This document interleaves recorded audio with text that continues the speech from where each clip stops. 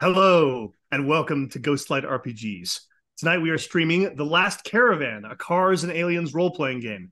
This is the official stream for this new TTRPG because I'm Ted Bushman. I wrote and designed the whole thing. Actually, there's some other contributors, but I'm the main person. Anyway, we're excited to play some of the game here tonight for you all. Did we just lose Rebecca? Oh, no.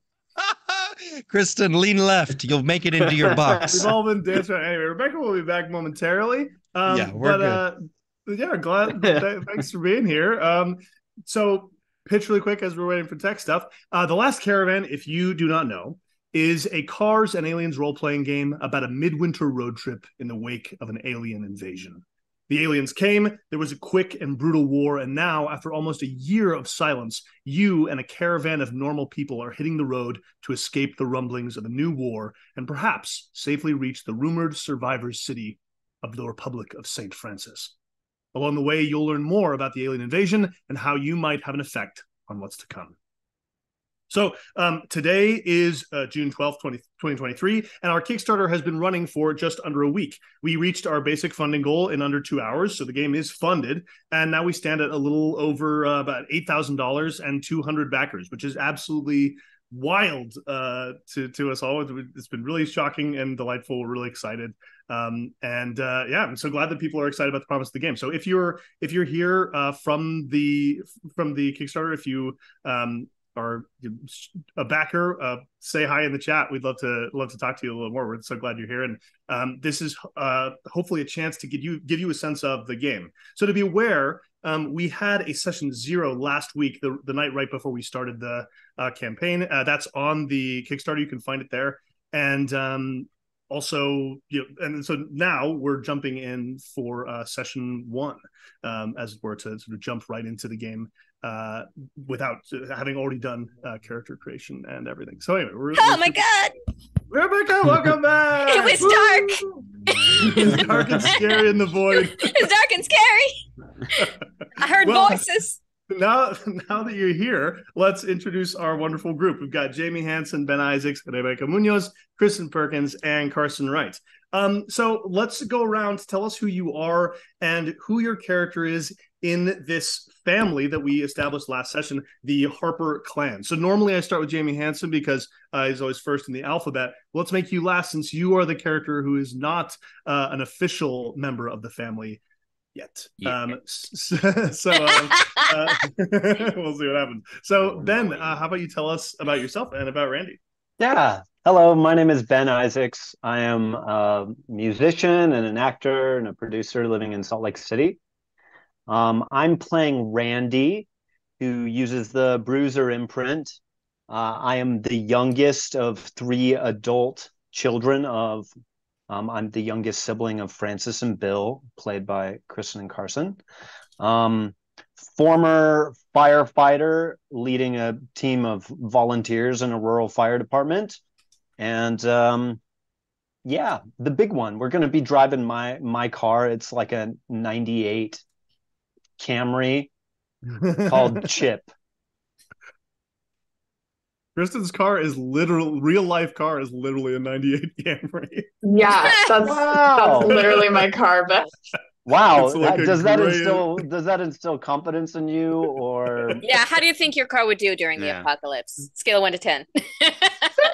It's been chugging. Like, Camrys never die. They go. They keep on going. Yeah, we did get a fix-it ticket like midnight the other night, but we have fixed the tail light. It's not a tail light, anyways. We fixed it. Yeah, great. Awesome. Yeah, a great introduction to Randy, and just a good example of sort of the central, I think, thing to always remember about The Last Caravan is these are normal people in extraordinary circumstances. And so, Randy has all these skills as a firefighter, but isn't, some, super powered soldier or anything. The Bruiser imprint is the tough fighter and protector imprint. So anyway, super excited to see more of Randy. Rebecca. Hi, I am Rebecca Munoz, and I am playing Ava Rhodes Harper and Sumo, who is our dog. Yes. And he is going into the car, and he is going to be a part of this family. I am a actress and illustrator and graphic designer. Yes, yeah. If you In follow Kansas Ghostlight RPGs at City. all, you will see Rebecca's work everywhere. Yes, and our headquarters in Kansas City, the core group. Yeah, amazing. Kristen, tell us about Francis So, Harper. yeah. My name is Kristen Perkins. I am an academic theater person. Um, that's like an and or thing. So, academic and theater person, and also an academic theater person. In that I study theater. I play Frances Harper, who is the middle of the three adult children. Her older siblings, Bill, her younger siblings, Randy. And I'm also mother to Ava Rhodes Harper, sort of estranged, or Yeah. at least very, very distant. And I am a former radio producer, Frances's, that is. Yes. Still trying to make radio in the midst of the snowy apocalypse. Yeah. Absolutely. Carson, tell us about Bill.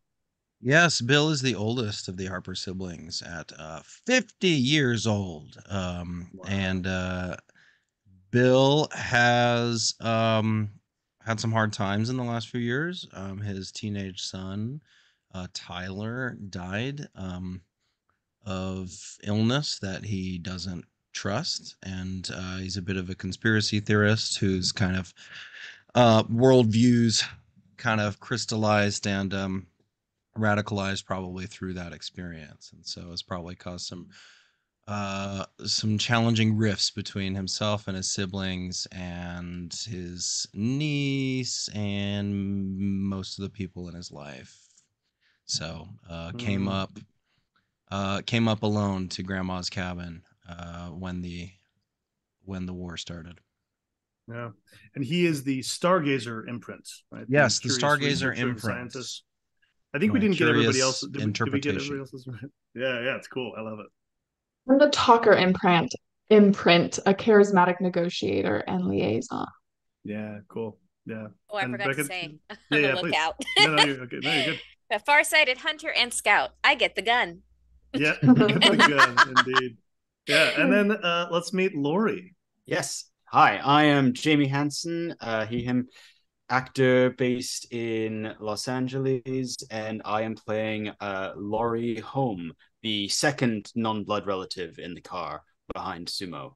And I am a family friend who has found himself trapped in the country after the war, having had a rather harrowing initial incident of the aliens' arrival, and Yes. now unable to return home and kind of unable to get to other people that he knows better. So a little stuck with this family, which I'm sure will be very easy to get along with as we go. Yes. Yeah. Oh, of course. Yeah. No troubles at all. And Lori is the Bandage imprint, right? Indeed. Yes. Bandage, an insightful friend and caretaker. Yeah. Cool. Yeah, very fun. Yeah, and so there's a little, as you can see, there's a little bit of prologue from our session 0 in there. So cool to check out and get some more details, but you'll get the rest in context as we keep going.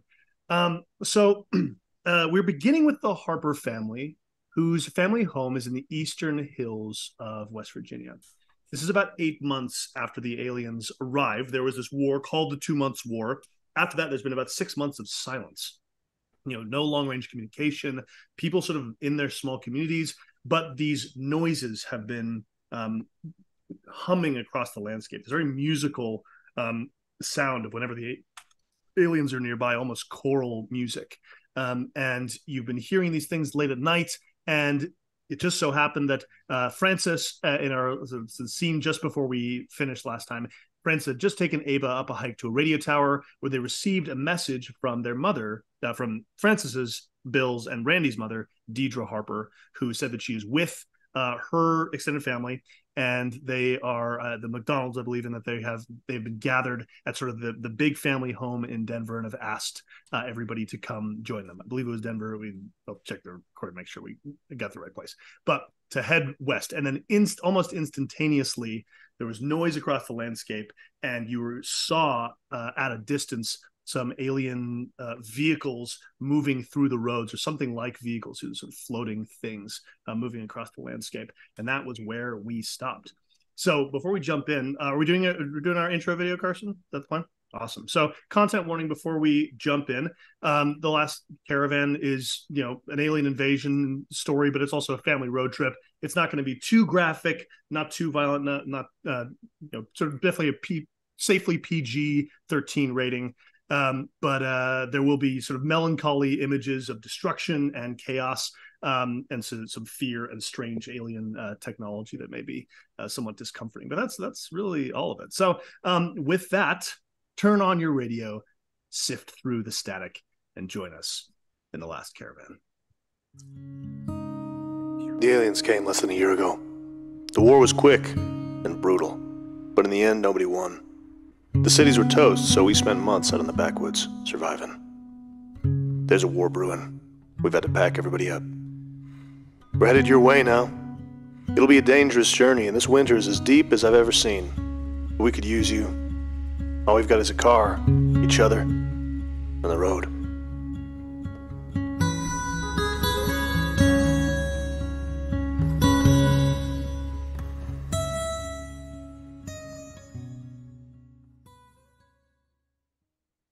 So, Ava Rhodes Harper, you are standing on a hill, this big, largest mountain in eastern West Virginia, and you're hearing the last crackles of the radio, seeing your mom sort of frantically working at this thing, trying to communicate with her mother, and you turn around and you see down on the road below things moving. These pieces, you immediately recognize it as being irregular. The movement pattern, it doesn't look like a car on the road. It's something sort of like floating and shifting. There's this silver metal, dark silver metal with like greenish highlights of glowing something. You see this from a distance. What do you do? Sumo is with you, I assume. Yes. Yeah. You've done the hike. Yeah. Yeah. And I imagine he's probably started barking, just because he sees something in the distance. And I think Ava's gonna kind of start loading her gun. And she's gonna say, "Mom, we gotta go. Pack it up. We gotta get home." If I could just get through one more time, Mom, there is like literally no time. Like aliens are gonna come. Like, please, it's a radio, Mom. Let it go. Frances will start. She'll look down at the alien shaft below, or whatever it is, and start packing up her small radio that she's connected to the radio tower, and packing it up. Yeah, absolutely. Yeah, your head down. Do you have any form of communication with the family at this point? I mean, like the cell phone lines are down, so I assume that they're just going to rely on their own whatever info they have to start acting, right? I don't have a walkie-talkie. Do you? What time of day is this happening? Good question. I think that you had said this was morning that you had set out, Kristen. Was that right? I think it was a morning hike. Yeah. And I think I didn't tell people what I was doing, except maybe Lori. I mentioned that it was a radio tower. And maybe I'd try and get a word out to some of his folks if I had time, Yeah. All right. Yeah.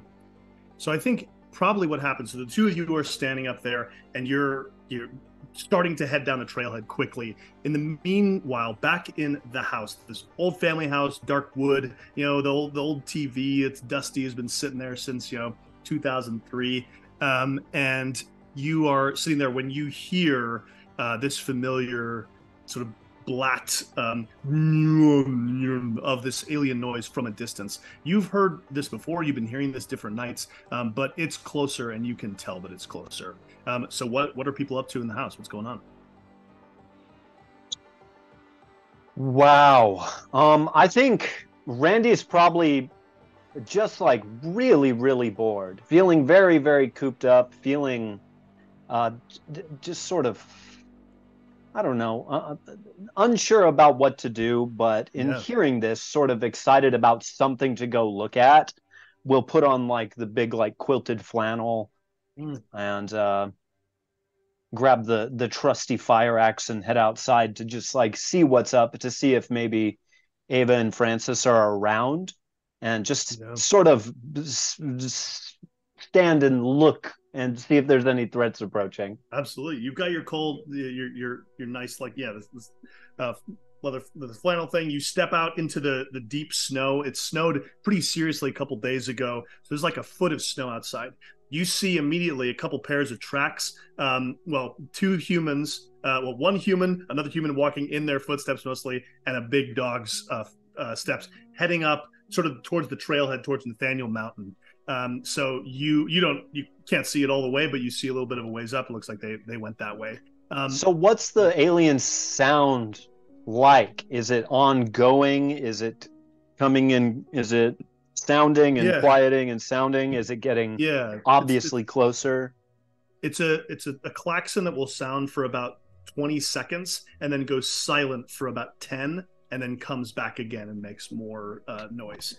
You're hearing more of it. You step past the 98 Toyota Camry, your busted little car, and walk up the little ridge to where you can see a view of the highway from Mom's house, and you see weird lights. It's not the headlights of a car, and it's probably about 2 miles off. There's a nice little like view of the sort of winding road in between the low hills. So that's what you're able to see at this point. So you see something that might be coming closer. Okay. Spooky. I'll witness that and stand ready. Great. Cool. What about Lori? I feel if it's morning. Okay, so I have tea in my backpack. Is there any chance I could, without using one of my uses of this, have been like I love that. Boiling stuff in a kettle for people in general, like absolutely, maybe bringing Bill something decaf, like don't wanna rile them up. And upon hearing the klaxon, I think Laurie just sort of stands and takes it in for a second, trying to hear it sounds different from before. Yeah, you've been hearing a similar thing occasionally in the evening, but it's been lower, like lower volume and a lot more distant is what you've been seeing, what you've been hearing. And sometimes it's been responding to itself, but you feel like it's closer and approaching. I'd probably call out to Randy in the house. Yeah. And then if he's outside, then I'd probably call out to Bill. Yeah. Bill? Yeah. And Bill strides right outside the door with a 72-hour kid on his back and is like, we knew this was coming. You should get your things. We knew this was coming? It was only a matter of time, wasn't it? Think about it. And pats him on the shoulder. Okay. Well, we blew them up though. They blew them up. Did they? I mean, okay. I've got to get my. Do you know what Francis and Ava would want us to take for this? Francis went on a hike this morning. What? I'll grab some things. I'll grab whatever I can find. Do that. I'll come help you. And comes and throws some stuff in there. Throws a Tom Clancy novel on top of it all. And it's like old and dog-eared. It's his dad's from it's been sitting in the cabin since it was picked up at some crappy bookshop or whatever. Amazing. I'll go upstairs and I'm gonna literally start gathering things of Ava's and Francis and also Sumo. Yeah. I think everybody can. So everybody involved in package, but I think it's just the two of you, unless Randy comes in and starts doing this. You can make a roll using a skill that you feel appropriate to start getting things packed speedily enough. So you can use rig and repair. You can use. I'm gonna be the boss. Sort of analysis. Oh, be the boss. Great. I love it. Yeah. And I'm gonna be barking at my little British boy here a little bit, and maybe even at Randy and be like, Randy, like, need some additional, whatever. And I think like Bill's entire goal here is like, we need to get out fast, but we need to get out with the right things. So yeah, great. Let me go ahead and do that. Hold on, I just needed to review what my heroism gains are, just so I can think about it. Okay, great. Make sure you get things. Yeah. Right. And also, just sorry, really quick thing. It's a 6. It's awesome. Everybody start with 1 heroism marked on your sheet. Ooh. So that's all your generous. efforts during the prologue. All the stuff you've got yourselves. Is that how it always starts? Are you just being kind? I think that's the thing that I want to suggest to people is to start with 1, and like often that can be like, we didn't do this in the prologue, but you can sort of prompt and be like, okay, what's something you did before you left on your journey that might have fulfilled this goal, kind of thing. So that's the general thought. But yeah, everyone start with 1. So I rolled a 6. Awesome. And so that means full success. We're doing a pretty good job at clean this. Success. You're all great. Does that mean we have to do what he says?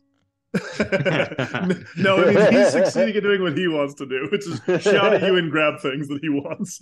Yeah, grabbing things. And so if that's all right, outside of whatever else, your general food stores stuff. The shouting is for him. He needs to shout.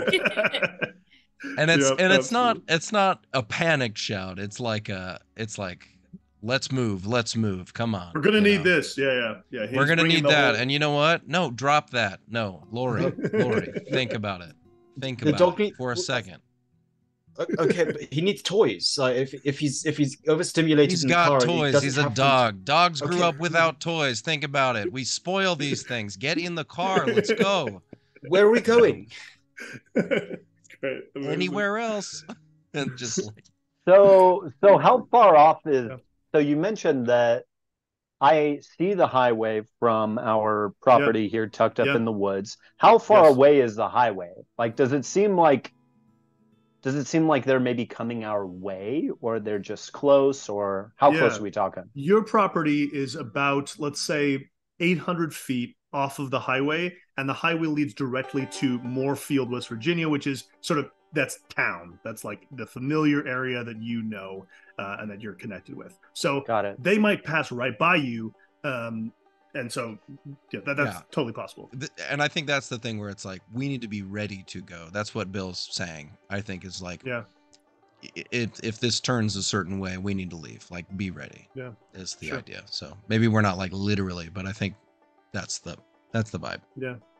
Cool. Yeah, go ahead, Ben. Well, I think that I would maybe try to follow the tracks to see if I could offer some support to Ava and Fran. Yeah. I'd probably tell you what I know about where Fran went. She mentioned something about a radio tower. She had an important broadcast she needed to try to do. Great. Yeah. Okay. So I'll just run up the hill. Yeah, you like jump. I think I want to search and survey to see how quickly I can encounter them. Absolutely, it's great. That's a 5 I rolled. Awesome. Yes, that's a partial success. So you succeed. You are as you're running for maybe 30 seconds, like just sort of bounding up the trail, and you're calling out to your sister and niece, and you hear them coming. Actually, first thing that you hear is Sumo, who's racing down, having heard your voice. I assume that he bounds up in a friendly way to Randy upon seeing him. You always weigh in on what his behavior is, Rebecca. But so you guys are connected and meet up. What happens? Well, I think as they're running down, like, obviously initially there was a lot of like, we gotta go, we gotta move Ava, come on. And then I think she's also like pulling the mom card and being like, I still don't like that you have that thing, referring to the rifle. Like, yes. Like, I don't know if is it legal? Do you actually have a license? Because I wouldn't have let you if you Mom, not the time. Running down the hill. Are you serious? Yep, and you see your brother down there, Francis. Randy, I think they're getting close. I think they're going to come by the house. Yeah, we Seems gotta that way. We gotta go. And so you are all meeting up, and you hear in the air nearby a few smaller, like chittering hums, like of things moving. And above you, over the pine trees, you see this weird shape, sort of like shaped like a meteor with this like big spherical head and this like strange smooth tail. It's not an organic thing; it's a machine, but it appears to you hear it before you see it, and you see it pass overhead and move down the slope, sort of in the direction of the house. It doesn't appear to have spotted you. Shit. Right. I feel like maybe we'll perfect. just progress quietly unless Ava wants to. Well, I don't know what y'all are doing. I'm going to progress quietly. Good. Motion to get us off like the actual trail and into the foliage a little bit as we're like. And I think we're still trying to like move at a bit of a clip while Yeah. trying to be. Yeah, just move off the trail, run through the trees, maybe run to the back of the house. Yeah, absolutely. Would you say, Ava, that you are making a path for someone else or leading the way? Yeah, I think so. I mean, could you sneak around? Do you have any dots in that gambit? Yeah. Sneak around. Yeah, I have 2 dots in sneak. Well, maybe you could lead us in the right way. Yeah. So here, run me through building a roll real quick. So this is super easy. So you look at how many dots you have in sneak around, and you take that many d6s. If you want, you can spend heroism. You currently have 1 heroism to spend to give yourself another d6. And then whichever is the highest number of those, whichever the highest roll, that's what you've rolled. Okay. 6 is a clean success, 4, 5 is partial success, and 3, 4, 1, 2, 3 is failure. Trouble. I got a 2 and a 6, so. Okay, so 6. That's a success. Yeah, amazing. Yeah, so you very cleanly are able to sort of sneak into the bushes. There's sort of snow tumbling on all of you as these these bushes and trees have been covered over with the latest storm. But you all sneak down, and Sumo follows your lead. This big chunky Newfoundland like sneaking through the woods. But you all are able to make it to the house, and you see at a distance this drone is sort of circling about 60 feet above the house, but is like clearly sort of scanning it. Shit. And like So hold on one moment. So does Ava get 1 heroism for? She does, for having made a path for someone who are leading the way. You get the heroism. Yay! Thank you. So you now have 2. Yeah, that's great. Yeah, thank you. Thank you. Okay. Yeah. Meanwhile, Lori and Bill. Lori, you were rolling for your you were going to make a roll for helping pack, right? Yes, I would do probably search and survey for that. That's a 1. So oh no! Yeah, you don't know who this is in your house. What does one take on a fleeing from aliens road trip? Grab the tea. Yeah. There's a GameCube here. Do we want that? Is it? It's like no. Take that and put it down. Old Food, supplies, clothing, cloth. Toilet paper. And I'll direct him into the linen closet or something. Search through there. First aid, anything. Oh, yes. It's no wonder we kicked eventually... I was gonna make a revolution joke. That's amazing. You eventually have a big basket of things, Lori, that you've been given. Bill has shoved these into your hands. You head around outside to the car where you've opened up the trunk. As you're putting it in, you look up and you see first Francis, Bill, and Ava, who are sort of sneaking out of the woods. They're all looking at something. You follow their gazes and see this floating alien thing. It's probably 4.5 feet wide and 3 feet long with this longer tail. And it's just sort of, it's got these 3 blinking eyes. They're sort of look sort of mechanical and sort of organic. In the sense that they don't resemble human technology. You get the sense that it is now seeing you and frozen. So I get the sense it's seeing me. Yes, yeah. You see it, and there's sort of a shift, and like colors blink differently in its mechanism. I'm going to reach a hand out and slowly open the car door. And I think you'll feel a hand like Sam Neill in Jurassic Park or whatever on like.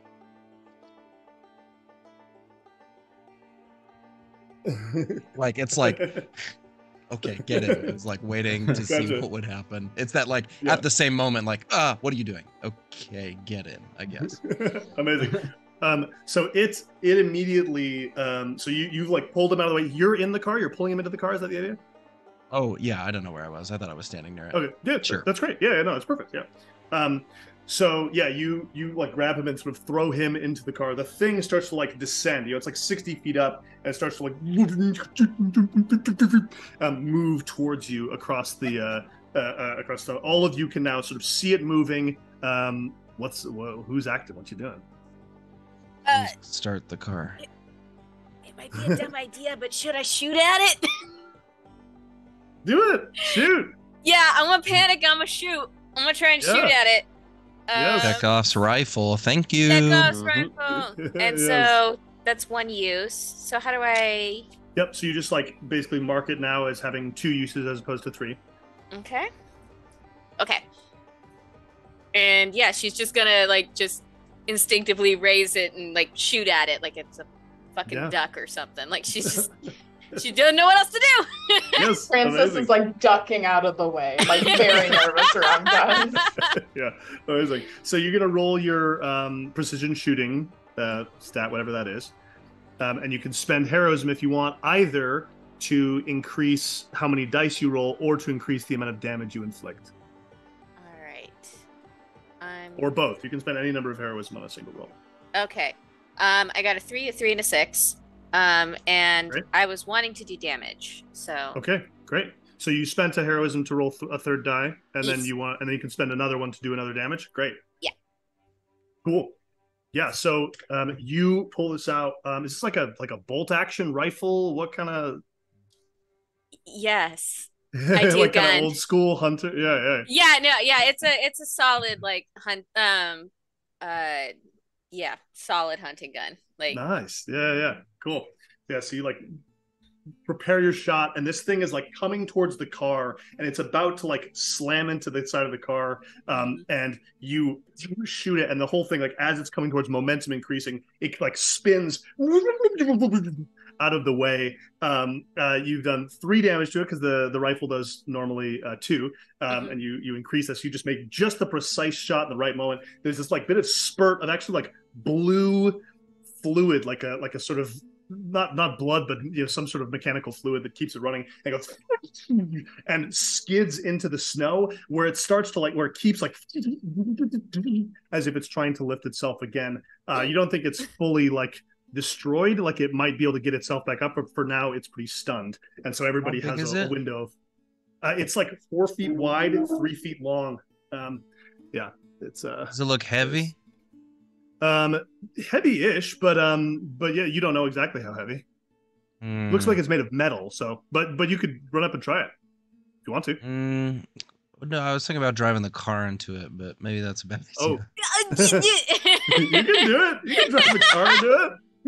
I'm looking at Randy I'm just up the hill. I don't know. Great. I imagine I'd be high knees through the snow, running down with axe in hand, amazing. Trying to get to the action. Yes. Can I start the car and ram into it? Absolutely. Yeah. Drive a car. This is what drive a car is for. You're not asking Lori my permission. You're asking about if you're able, which you are. Yeah. Okay. Poor thing. Yeah. I'm gonna spend a heroism on this. Okay, great. I'll do it. Okay, that's good. It got me a 3. Oh no! So sorry. you drive. Very you heroic. Put this thing in reverse, and like the snow sort of pulls at it. You Yeah. drive backwards about 15 feet, speeding up as you go, and this thing strikes this sort of alien device just as it's starting to like get itself up. It goes, and you strike it, and like suddenly the whole car, like you hit it, and it like crunches against it, and the noise that it's making, this like runs through the car, and suddenly the car, instead of being like electrified, is musicified. Like you feel, it's like when you're standing next to a huge subwoofer and you feel your bones shaking. Like that's the whole car is doing that, and the car lifts up off the ground for 1 second and then goes and crunches right down on the shocks. And the thing, it sort of wobbles up and like and turns and starts flying away. We're gonna say that that's gonna deal 1 damage to the car. So normally it has 3 condition. It is now at 2 condition, and we'll say that that's maybe the origin of a couple of our crappy cons that exist. That exist at the beginning of the beginning of the thing. Yeah, Chip is like steaming a little bit and like still like a little bit, but you know, it's still proudly intact. The windshield is like a little bit cracked. Maybe like the thing, like the drone rides up and like lands crunch on top of the windshield and then runs off. The windshield is not like broken. It's just there's like big crack in it. Ava's gonna like start pushing her mom like towards like to get into the car, and she's gonna say like, "Cool move, Uncle Bill. Let's not do that again." Yeah, how does Bill feel about it? Like, what is everybody's seen it? What does he say? Anything? I think driving back with Lori in the backseat, it's just like a and then like rams into it, and then all that happens and it drops it. He's just like, ooh. Amazing. You did make it leave. And I'm like to the car by now, opening the driver's side door, trying to get Bill out, and I'm like, "A car is not okay. A Chip, like an old friend, like yeah. Like, oh man, the windshield. Look, it'll be fine. It'll be Just fine. Get out. Okay. Gets out. Don't touch my stuff. Francis has run around to the. I think Francis has run around to the passenger. I like the idea that Bill maybe makes it go. Bill's going to the passenger side, and you get in. And then she like dodges in. It's like his 2 younger siblings have taken over the front. And then I get in, and now I'm on the hump seat. That's what I think is happening. Yeah, totally. Yeah. With Lori just like having stayed in the driver's side passenger seat the entire time. Yeah. That's amazing. Sumo like runs into the car. He's in the back seat, like he's very wet from the snow, and just like shaking himself off in the back seat. Like he's stepping on everyone. Like yes, incredible. So what you all start with then? You like, I mean, Randy, you're pulling off. Are we leaving like right now? We're like they're here. We're leaving our home. Yeah, my house. Let's go. Oh, those aliens. They're gonna kill us. Okay. Yeah. Do Francis and Rebecca run inside for any last thing in the house, or are you just? I packed some of your clothes, Ava. I just grabbed some. I didn't look through anything. Oh, okay. Uncle Bill, did you grab Sumo's Chubby, his Chubby bear? No, didn't need the Chubby. Not enough room. Why didn't you get the Chubby?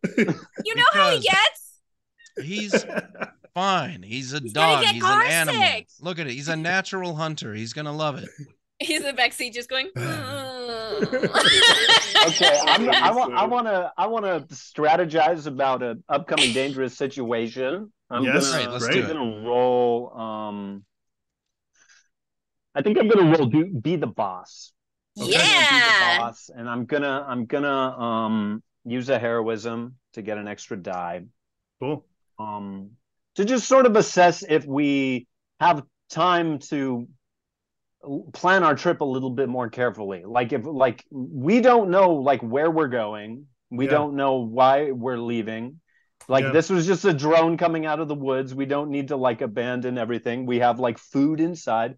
We have it's warm inside. We have beds inside. We have none of that stuff in this like 4-seat sedan with 5 people and 1 large dog. Let's just slow it down and analyze to see if there is danger imminent. Yeah, great. Roll your be the boss. Okay, I rolled a 6. Okay, great. Yeah, cool. So were you gonna say? What were you gonna say? Becky? Oh no, I'm fine. I was just gonna say. I mean, weren't there didn't you say 4 vehicles or something? There were other vehicles, yeah. And so basically, what you but they went by. They went by. Yeah, they've gone. They haven't come up the driveway. So you spotted these moving by as you're all just sitting there in the car ready to go. And so everybody's sort of freaking out. Everybody's talking at once, and Randy, you're like, okay, just wait 1 second, and everybody calms down. And you all realize you probably have a minute or so to go grab some food, your the sleeping bags and stuff that haven't been done yet. And so there's probably this quick rush inside to do that. So we're going to start you off with 2 supplies and 2 fuel. So this is what you've got. This is your car inventory. The whole time Bill is very typically masculinely being checking his watch, God, it's that kind of thing. I already packed everything. Come on. I got the feminine hygiene products. I got the it's going down the list. Yeah. He has an unlikely ally in Francis who's just very freaked out by all of this and is we gotta go. What are you talking about? We should tie. Just shh. Just listen. Yeah. Do we still hear the klaxon? So it's moved past you a little bit, and and there's still some in the area. It sounds like there's a couple different sources. You are all packing things up. Francis, do you communicate what you just learned to the rest of your family during this moment? She's the type to get a little flustered, so I think she's a little too panicked right now. Yeah. I think Go ahead. I mean, I think she plans to, but I think she's just we need to hit the road. West, everybody. Yeah. There's probably a highway that I would know the name of, and I'm let's get on it. Mm-hmm. Yeah. We got to. Oh, sorry. Go ahead. No, I fully support. Let's head west. Yes, I think it's a good idea. Yeah. Yeah, we got a request in the chat, Ted, to define how supplies and fuel work. Yes, yeah. So supplies and fuel, we'll see particularly how they get spent during the upkeep phase, which is going to happen in just a minute as soon as we get out of this detour. But basically, in the resource management survival game that is the Last Caravan, every time you do a travel phase, you have to spend 1 fuel and 1 supply for your whole group, plus additional fuel for different vehicles and additional supply if you've got more people in your caravan. So it's sort of a representative of how much food you have and how much you can keep doing with it. So yeah, we're gonna get more of that in just a minute, but that's the general vibe of what those do. So those are collectively owned, not individual. Yeah. Did Ava hear any of that conversation on the radio, or is it a headset radio? I didn't. Oh, good. What do you think? Heard it. I think she heard it. Yeah. Yeah. Because and if you want to share it, you should. Yeah, I think she might not have picked up of all of it because she got distracted by the alien thing and but I think once she has she got a couple of more clothing items and she found the chubby, I think she is talking with Randy to sort to try and be helpful. She's sticking close to Randy because he seems to be the calm listening because I'm why are we leaving? We don't. They went by us. We have nowhere to go. Why should we abandon this home where we have food and beds and? You'll hear argument from Bill. Grandma said that she's in Denver with the McDonald's, and she said to go that way. She said to go to them. To Denver? Or wherever they are. St. Francis. Yeah. Where is it? Denver. Well, Denver. Right. Yeah. They're in Denver. It was Denver, but I'm all the way to just over to Denver? Oh, just across the plains to just through Appalachia to Denver? Is it that long? You never. Yeah, it's far. It's a big continent. I know. So I guess just Denver. And that's close to California, right? Yeah. I think. By Hollywood. Yeah, near Hollywood, I believe. Okay, all right. So yeah, no, I think this is. But yeah, she said to go that way. And so, like, if Grandma wants us to go to her because she thinks that that's safer, maybe we should. I mean, like, there's, like, aliens around here now. Like, they're, like, popping out. Like, do we really want to stick around and, like, risk them coming back? I mean, they know we're here. Uncle Bill tried to, like, tailgate one. So, you know. You tried to shoot one. And I hit it. Well done. She did shoot one. You hear, while this is going on, you hear from Moorfield, in the direction of Moorfield West, you hear gunshots and other weird alien noises. There's stuff going on. Yeah, it doesn't exactly sound like fun times out there. Randy, we have to go. Whether it's them or someone else, they know we're here. Whoever that is. Okay. Let me just get some things. I'm like throwing stuff in like a bag and like. Oh, Randy. I don't know. This is like my house. Y'all came to like crash my house. Y'all came to stay in my house. I live here. Like you're just going to the next destination. I'm leaving home for the first time. Y'all have already left home for the first time. This is kind of a big deal for me. That's all. I'm just like brooding. Are you inside, Randy? No, I mean I'm back out by now, and I throw my bag in the trunk, and I'm just like brooding behind the wheel. Can I meet you at the trunk? Yeah. Okay, so we're at the trunk, and you're brooding, and I think Bill, in a rare moment of sensing that this is a moment for you, like stops. Hey.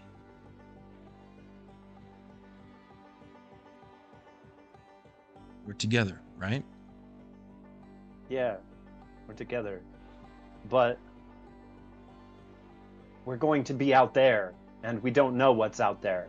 We don't know what's between here and Denver, except a lot of land to cross.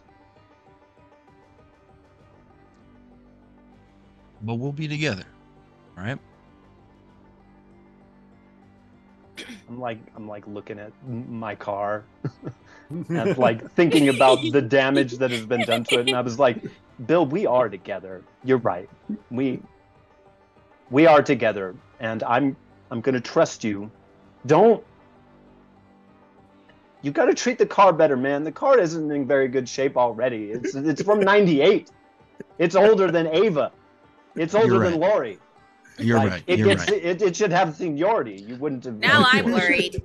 Seniority. You're right. You know what? Hands off. I'll ask permission. I'm sorry. It's okay. You can drive it. You got to do what you got to do. It was a cool idea. No. And it would have been awesome if it would have worked, but I'm sorry. I was just agitated.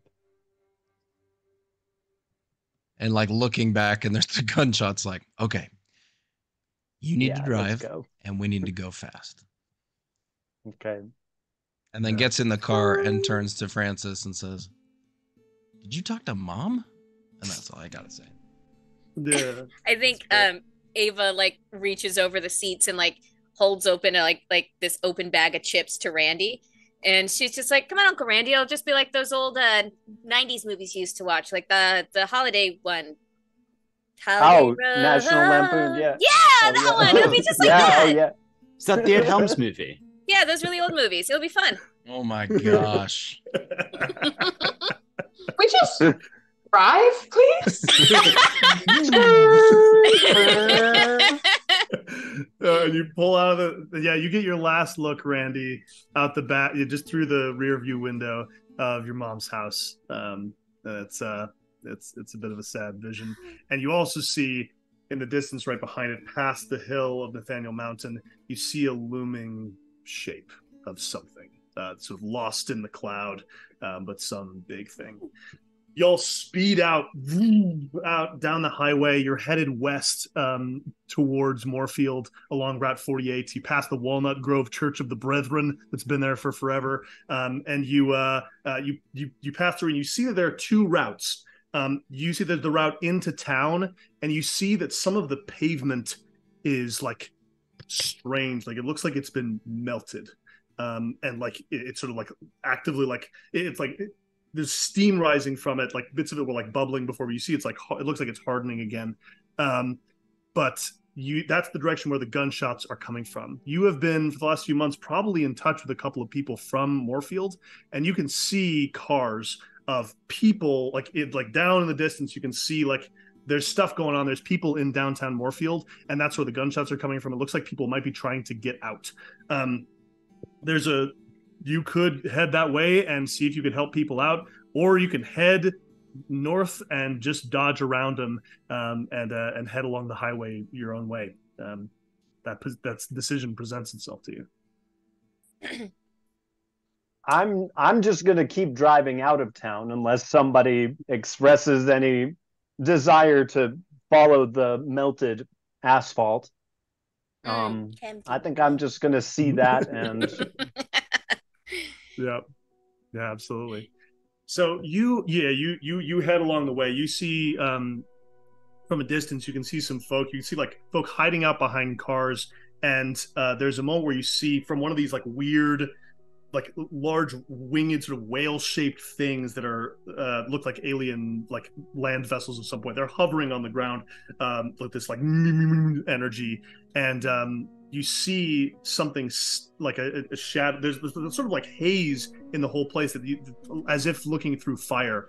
But you think it might be some sort of noise distortion that's being caused by the aliens. But inside that you see a silhouette of an extremely tall, thin biped that is like lifting its arm, and you hear this like song coming out of it. And one of the cars in this group of people defending gets lifted up and thrown through the town.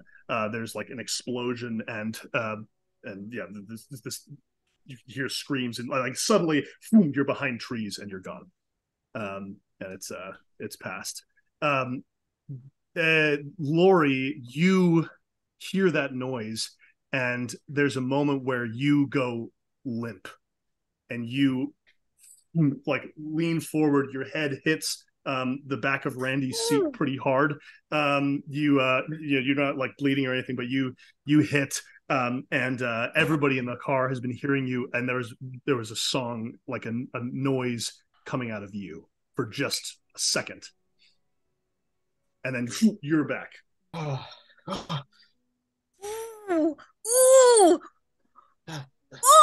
what was that? It was some sort of silhouettes through the car. Lori, you were singing.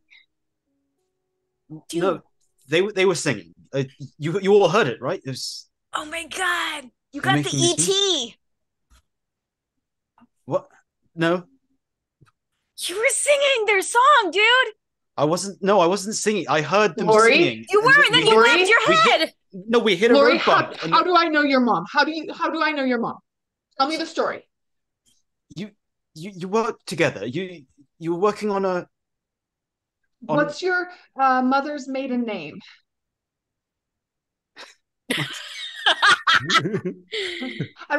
Your mother's maiden name. She's trying to assess if he's like alien. Okay. Yes. I wasn't sure if Lori was confused or Jamie was confused. No, Laura's confused. Oh, okay. Good. So it's...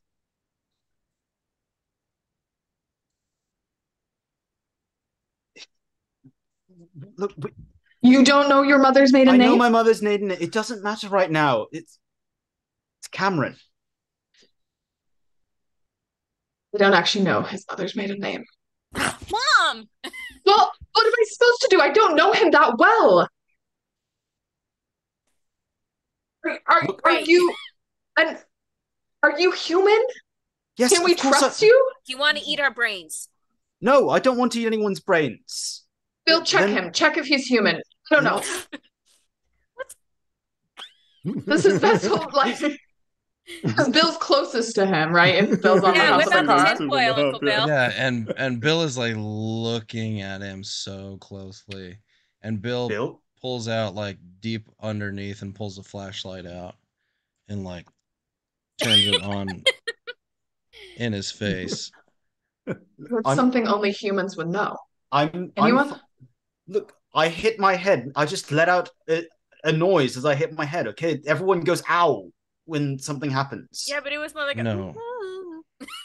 That was not an ow. You were singing, Lori. You were singing. Well, the music is just there. What do you mean it's just there? You all heard it. Yeah, we all heard it coming from out there. And then we heard it coming from in here, from you. Randy, pull over. Pull over.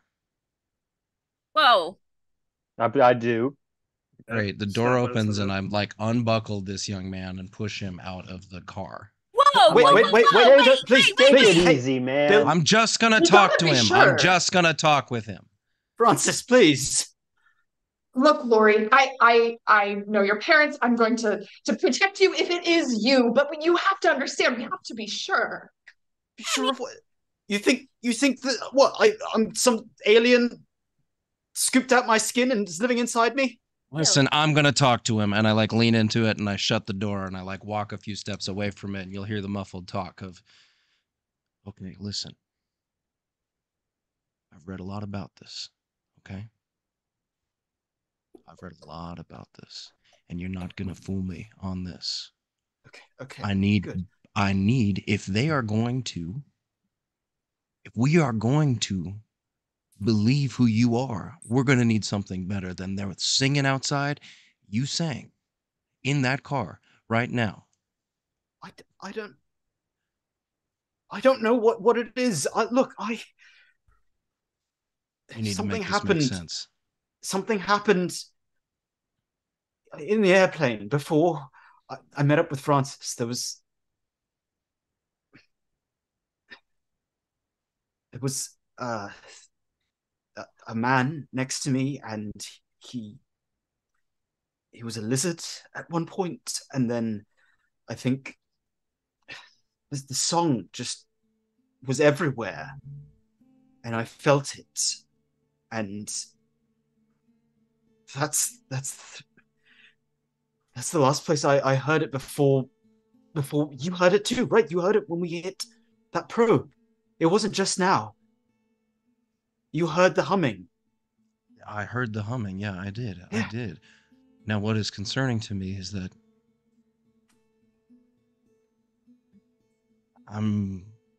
didn't sing in there just now, right? You understand the difference, right? No, of course, I understand the difference. You rode a plane with lizard people. Now, trust me. I want to believe this. I want you to make this make sense. Can you tell me anything else? You're telling me on a plane, sound, music, and it's happening here again? Yes, there was sound and music and feelings, and then nothing. It's just I woke up. We were on the ground. I don't know how much time had passed. I don't know what was going on. Everyone was normal. Everyone. I didn't see any aliens there.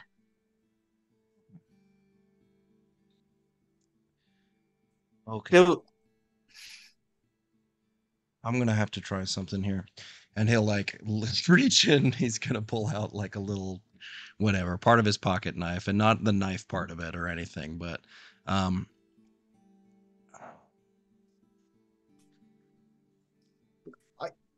don't know. I gotta see everything I've read, that the xenobiology, and you, Bill, I need to see. But look, teeth, eyes. I don't. Just a small, just a little bit, a little blood. That'd be fine. That'd be helpful, wouldn't it? Right? So you bleed just like me. You. I'm gonna start walking towards the rest of the people and say, is that what you want? Is that what all of you want? Yeah, Ava's like rolling down the window, like, oh my God, Uncle Bill, don't stab him. What? How are we supposed to know? How are we supposed to know? Rationality. If there was just a question, Francis, think of this. Think of this, right? How are we going to know? I mean, if he was going to kill us, wouldn't he done that already? I mean, we've been sleeping in the same house with him. I'm going to pull out my skinning knife and cut my palm. Cut your palm. Cut your palm. That's like the worst place, dude. See, look, red. It's. Oh God, he's gonna throw up. Oh God. Oh, it's more than I thought. Come on. Like rapids, bands up and stuff like that. Does he throw up? Does Laura throw up? Oh boy. Let's take a harm for that. I think it's too good narratively to not keep up with mechanically. Yeah. So yeah, you the harm collectively from hurting yourself a little bit and just like you just like vomit, and I'm sure Bill is looking very specifically at what you vomited. Oh yeah, and checks down in there, looks around. Oh my god, listen. I'm gonna throw up. I would have to say, empirically, given the evidence placed before us, that Lori is most likely a human being. Congratulations. Okay, can we get back in the car now and like stop stabbing each other? Yeah, but I'm not sure we're out of the woods yet. Laura, you have to tell us every time, everything that you feel, because I've read about this sleeper stuff. You heard about this? Oh my god. Like what? Like a carriage? It's real. It's of course no, not a. I'm talking about you could be. They could have planted something in you. That lizard on the plane laid his eggs in your brain. Who knows, right? We don't know. I'm like turning on the CD player. Like turning it up like slowly. You could. What? So you're back in the car and driving at this point? Right. Is that what's happening? Yeah. Okay, so y'all got back in. Okay, cool. Yeah, Okay. great. So I think just for this, I'm trying to look at this. I do feel like Jamie, suggest an alternate viewpoint is a bandage heroism trigger. I feel like you would certainly tried to suggest an alternate viewpoint. I don't know if I succeeded in anyone leaving it. I don't know if it counts, but I was trying to analyze the situation through a No, 100%. Yeah, you have to get that. Yeah. Analyze the situation through a scientific lens. I will say, I think I did make a bold request of Bill. Yeah. Yes. Great. Yeah. Yeah. I think normally y'all declare this yourself, but I think that's you all done it. And I want to make sure we count it. I have a question. Yes. One of my other heroisms is create a moment for care. Now, I didn't create a moment for me to care for anyone else, but I did create a moment for someone else to care for me. Yeah, that's funny. I'll patch him up, feeling somewhat responsible, and like I was just gonna nick the back of your pinky. I mean, that's better. I've seen too many movies. It was dramatic. It worked, right? You all felt sorry for me. Yeah. Felt sorry. Look, that's not how I wanted things to go down. I think there was probably a rational set of questions that we could have asked, would have ascertained if you were human or not. And I'm going to formulate those questions because I think they might come in handy. And she's going to take out a notebook. I already start formulated the on questions. We can't cut everybody. For the record, I'm glad you're not an alien. I'm glad I'm not an alien too. I can answer any more questions, but I don't know what else I can say. All right, my mother's maiden name is Cameron, and I was born in London, and I flew here 8 months ago to visit with Catherine. Okay. Yeah, Catherine. Hey, kiddo, to Ava, could you scooch over? I just can't. I'm do it. squished. Okay. Oh. No, Sorry. I just mean like like spreads a little bit. Sorry. Oh my god. And the music sort of takes over. What CDs are in this car, Randy? What's playing? This is probably I was actually imagining in my mind while we were pulling out, it was been a long time since I rock and rolled by Led Zeppelin. Yeah. So probably like Mothership disc 2 or something that I found at whichever of the discs that song is on. Amazing. But yeah, probably that.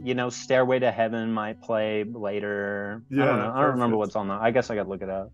Yeah, sure. No, that's Led great. Zeppelin's getting a 12 listener bump tonight, baby. So you all get on the road, and we're gonna finish our first detour. So that was the detour phase. That's a lot of minute-to-minute action, a lot of moments.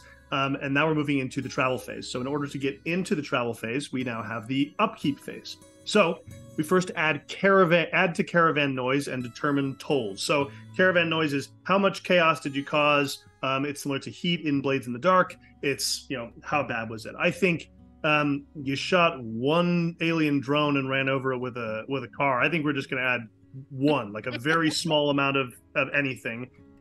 So there's basically that's the idea is like, how aware might other people in the region be of you? So that puts you up to 1, which is not bad at all. And then tolls are something that I'll sort of bring around later. It's just like something that'll happen narratively because of that. Next is we spend 1 fuel per vehicle. So we're going to spend 1 of those. And then if the way out of the region is completed, then you move on. So in this case, the way out of this region is just do 2 detours. So we've done 1. After we finish our next detour, we'll be done with this region. And you can move on to the next one. So that's complete. And then you also spend 1 consume a supply for your whole group. And you also spend additional supply if you have other individuals in your caravan. So if you don't have any, so you just spend 1 supply and 1 fuel. So that leaves you at 1 and 1. For the beginning of your journey. Now, in the travel phase, as a group, you get to choose 3 travel actions. You can use these for lots of different reasons. I'll read the list off to you. You can work on a long-term project. So if that's crafting, if that's modifying the car in some way, or something else, trying to uncover something, decipher a code or whatever. You can repair or modify a vehicle. You can lie low, so repair a vehicle. There's a 4-part clock on the car sheet, and that can help repair. So you could work on chip if you wanted. You can also lie low, which means that you'll decrease your caravan noise. You can obtain supplies and obtain fuel, or you can recover from harm. So you can choose as a group 3 of those actions total. So what do we think? What do we want to be doing?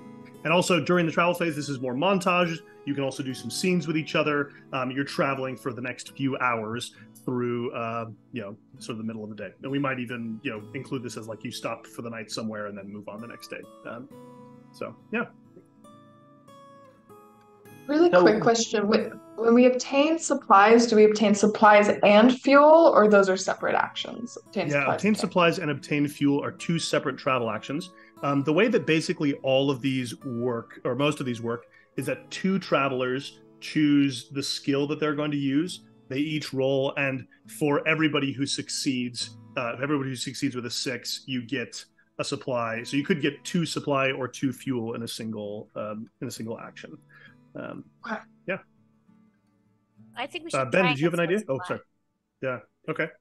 Yeah. Yeah. So how would you go about getting supplies? There's, you could stop by. So basically, what you can choose is what skill you want to use. So I think Ava, you probably want to be one of the people, and then one other person in your group can also choose a skill. You each roll it, and for every success, you get a supply. Yeah, I think I might do maybe I could do either search and survey or sneak around. They're both the same thing. So yeah, cool. If somebody else has something, who wants to go on a grocery run? I have a search and survey. Okay, let's go together. Fun. Great. So what this becomes is that, like, during the montage of the next day and a half, there's one point at which the 2 of you go on the car stops and you like head into wherever. So I'm assuming some grocery that's a little bit off the way that you think might have some supplies left that wasn't raided by people traveling. Mm-hmm. So yeah, you can each roll, and if there's a scene or conversation that happens between the 2 of you, great. That's a 6 for Ava. Awesome. All right, and a 1. So you get 1 supply for the group. What is that moment like between the 2 of these people? This is the first time the 2 of you have been alone since this journey's begun. Yeah. Sorry about my uncle. I know he can be intense sometimes, but he means well. No, I know. Bill's. I thought he liked me. Everyone liked me. Oh yeah, no, we love you. The whole family loves you. Like, it's great. Okay, it kind of felt like you wanted to kick me out of the car. Well, I mean, no, like not like seriously or anything. It was just it was just freaky for a second, that's all. And so like we were just caught off guard is all. And but like we weren't gonna actually kick you out of the car or anything. Like that'd be dumb. What did it sound like? The singing? Yeah. Like do I have good tone? Am I? Oh yeah, no, it was really good. It was weird, but like not pitchy or anything. It was really good. Okay, good. I thought about being a singer at one point, but then it oh wasn't. My God, seriously? Yeah, it's stupid. My parents used to sing like show tunes to me, but then.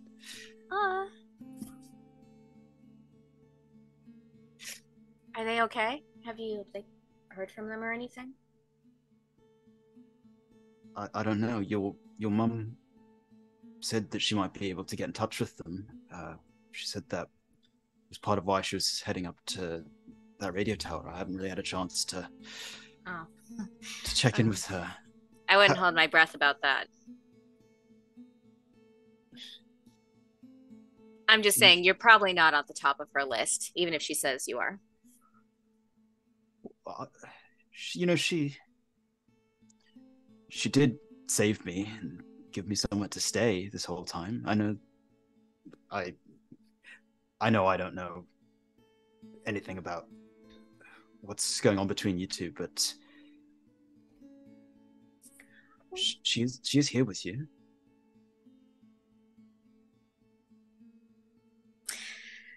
I guess. She took you with her on that hike yesterday. She didn't take me. She didn't take me on the hike because she wanted some daughter mommy time. Trust me. No, she just wanted somebody who could shoot a gun and do some, just watch her back while she does her stupid damn show. Okay, well that doesn't sound great, but I'm used to it. But my dad used to like to sing. You did? Yeah. He wasn't good, but he liked to sing. We used to go camping a lot, and like at night he'd sing these really dumb songs. I don't even know where he found them. Like they were just like these really silly songs. Like he used to sing them when I was a kid, and they were just hilarious. And he just never stopped. And so it's always just the silly songs around the campfire before bed. Songs and shooting. Songs and shooting. Papa Roads. Yeah. Go ahead. Do girls shoot a lot of guns in England? Is that like that a thing? No, nobody shoots a lot of guns. We don't really. Oh right. Yeah. Yeah, I've never held a gun. Really? Yeah. Do you want to hold mine? Sure. Yeah. I can show you how to shoot it. It's really easy. I don't know that I'm there yet, but I'll hold it. Sure. Yeah. Okay. So we should probably get back to the others. Yeah, and so you come back into the group. Maybe you're holding the gun, Lori. I don't know, but yeah, you're able to gather some stuff. Lori, you're feeling a little bit distracted, probably, which means that Ava is really the one who gets most of the stuff that's to be had. There's some canned goods left over and a few like bags of chips and. I figure I probably only use one hand because the other one I'm still kind of cradling the other one. Yeah. Yeah. And like the rifle, it's empty, but like she gives it to him and he's holding it, and it's like this dead weight in his hand. Like he's like, I don't really know what to do with it. I'm like, all right. Yeah. And to sort of like add to it, I think there's just this interesting thing, Lori, of like a couple of the windows were broken on this place, and so there's snow inside the sort of abandoned small like grocery mart, dollar store place.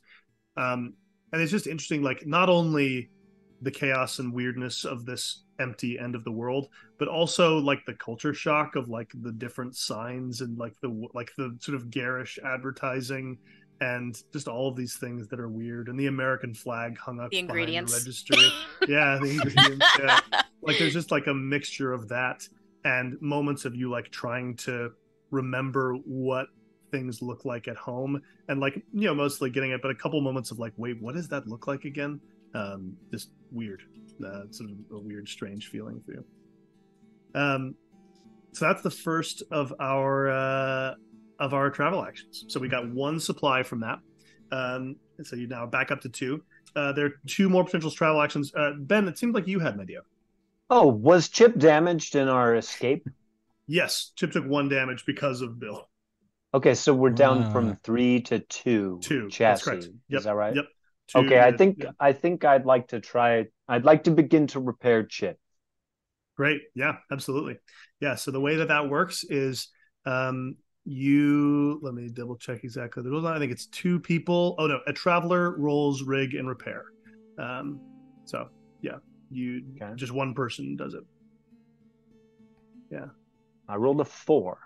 Great. So with a 4, you get 2 ticks in the repair clock. So there's a 4-part repair clock. So you're now halfway through it. So you is someone keeping that, or am I keeping that? I'll keep that.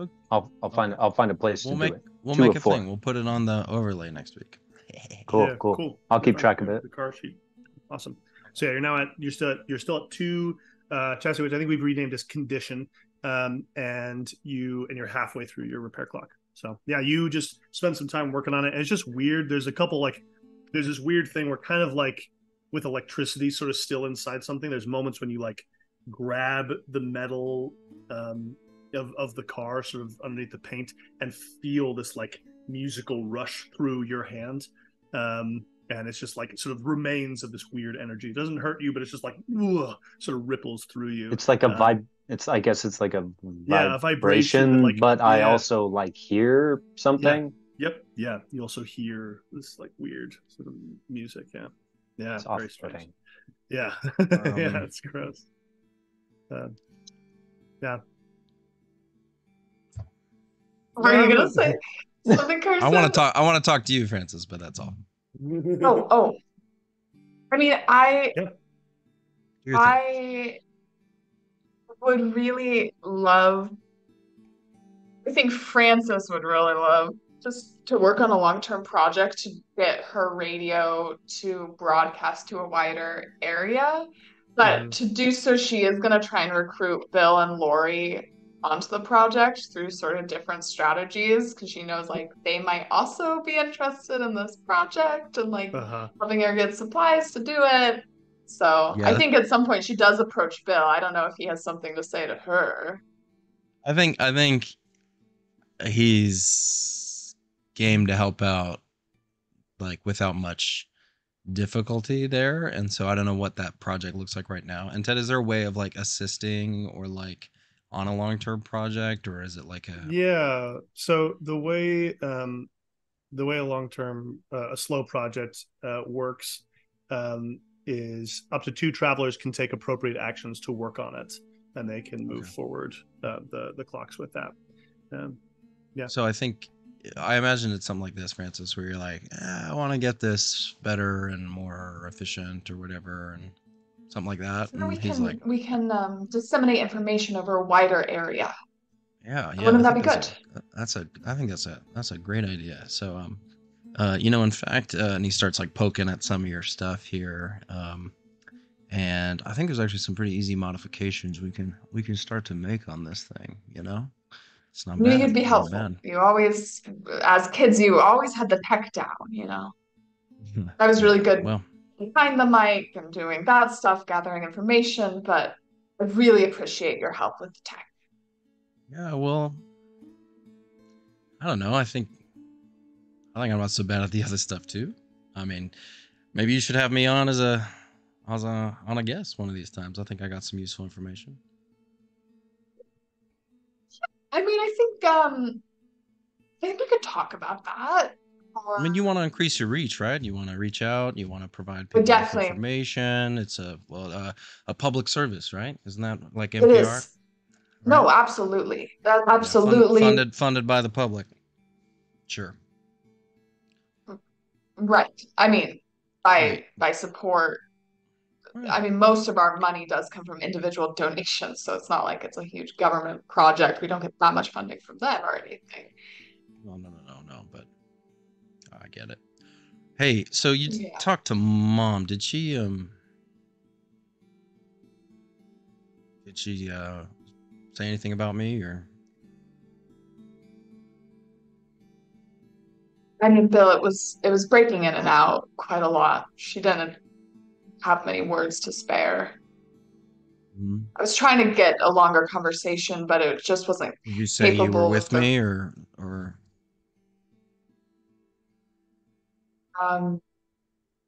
It's fine. You know what? I don't think I mentioned it. I'm sure she assumed. No, don't. It's together.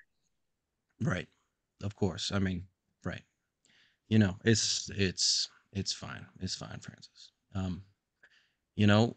Give me an hour with this, and maybe we give it a test. The radio really does get better. We could maybe try and hook it up to another radio tower, get some more information. Maybe you could come with me. Maybe if Mom reaches out again, you could be there if you'd like that. Hey, that sounds like a plan, right? All righty. Okay. All right, so thanks for your help. She'll pat him on the back. That's great. So you can roll rig and repair, Bill. And Francis, are you also rolling rig and repair? What's your attempt? Okay, fine. Nice. Do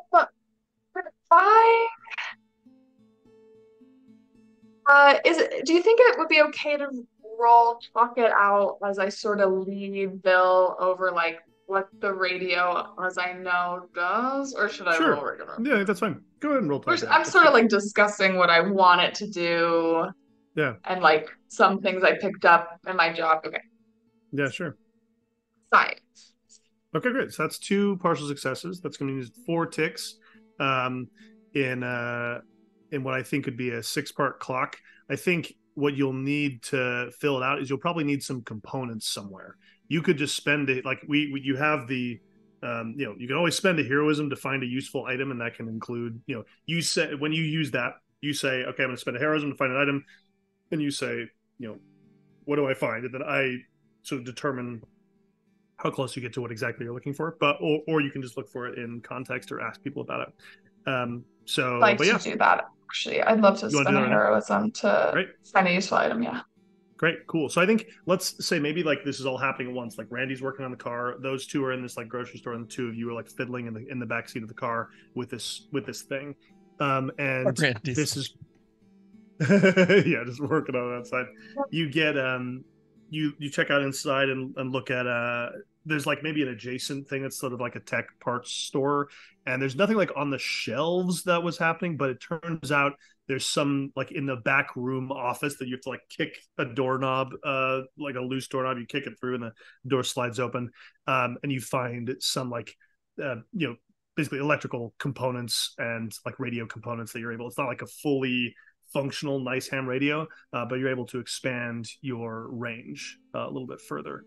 So it would be awesome if you could get like a full ham radio that would get you some pretty serious distance, but this is already increased from like a 1 mile range to like between 25 and 50 depending on your altitude. And Bill tests it out immediately and is like, good evening, and like does like a silly little thing or whatever, test it out like as yeah you like do that on a frequency and like flip around a little bit, and like within like 20 seconds you hear like an alien noise like sort of flicker through the radio, and then it's back to static.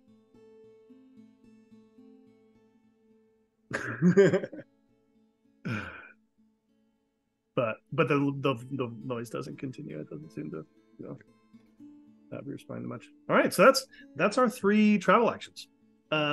So as we continue to travel, I'm going to say you travel for like a good amount of the rest of the day. Partially, like you're not going that far. But the problem is the roads are so much worse condition than in normal conditions.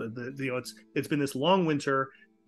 Snow's fallen, frozen into ice, gotten snow on top of it again, frozen into a different layer of ice, more and more of that. And so like it's really pretty rough. And so you're rarely breaking 20 miles an hour as you're trying to keep Chip doing well on these roads. And Chip is doing very admirably. Some love and care. Sumo's got Chubby, and so just sort of relaxing right in between Bill's legs, just because it gives him the perfect vantage point of the through the windshield, looking out at the world. But as you're driving, you see a blockade on the road ahead of you. There's not an obvious turnoff. It is a bunch of cars, probably 4 pickup trucks. One of them, there's like a big police truck with its lights off and it's like pretty busted up, and a school bus that is like put sideways to block the road. And there are about 10 people on that way. You do see that there's it's mostly blocked off. There's about 10 people, and as you slow down, you see a man coming towards you, a black man, salt and pepper beard, lifting up his hands. And waving, walking towards you. He has a rifle slung over his back, but both of his hands are empty, and he's holding them up. And with that, we'll take our bio break. Whoa! Not a huge cliffhanger, but there's a guy. Cool. So great. Oh, awesome, everybody. So great. We'll return. We're not done with our travel phase yet. This is the toll, which is sort of the GM sort of narrative intrusion during the travel phase. But yeah, we'll just be back in a couple minutes. We'll take a second to get a drink and use the restroom. So see you in a second, buddy.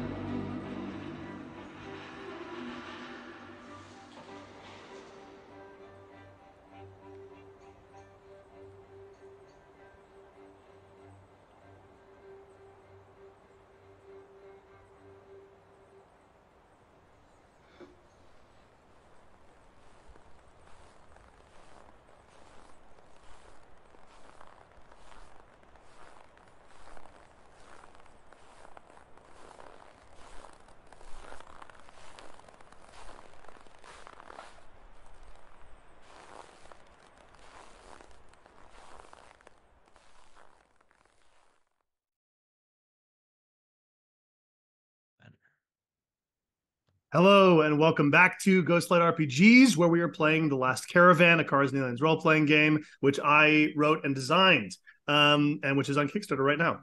I was just saying to everybody, it's really fun to do this because the last week I've been like thinking about this game constantly, but not thinking about the game constantly. Like I've been thinking about responding to people on Kickstarter and like thinking about our stretch goals and stuff. But it's really fun to get into the game and be like, oh, this game actually works, which is of course partially due to y'all being awesome. But anyway, it's really fun. So when we left off, you had just encountered a big blockade on the road, a bunch of different cars, and some folks, about 15 to 20 people, who were blocking the road with a school bus, some pickup trucks, other vehicles. Some of them you'll see from the distance are some of these wheels are chained up to drive better on the snow, and just people in general are not like super kitted out. There's no like body armor or anything serious. And no uniforms of any kind. This is just a bunch of people. So there's a gentleman, an older black man with a salt and pepper beard, who's walked up to you, rifle on his back, hands up. And when he gets to about 30 feet away, he calls and says, "Mind if I come closer, ask a few questions?" Frances will roll down the window and stick her head out. Oh my God. No, I think that's fine. Is it fine? And she asks Randy in the driver's seat. I hope so. The man comes closer. He looks back at his people, nods, comes closer, so lowers his hands a little bit as he goes, but just like still keeping him in plain sight. He says, "Hi, nice to meet you, George." And he like goes to shake your hand. Francis, nice to meet you as well. We listen. We've been part of a group of first responders in the area. Some former paramedics, other folks. We just wanted to get a sense of what's happened. We've been hearing chatter from the east. A lot of our radios just went dark from even just a little bit north and east of here. We want to keep people apprised of what's going on around here, but wanted to check with y'all. Are you all right? I mean, it sounds like a worthy mission. I think we're all right. Just a cut, right, everybody? Mm-hmm. We're great. Yeah, we're good. Yeah, he's like leaning down and he's looking at everybody in the car, just sort of like seeming to like check in on folks. There's a little bit of a question in his eyes. He says, "What have you seen? Have you seen anything that happened? Any alien activity?"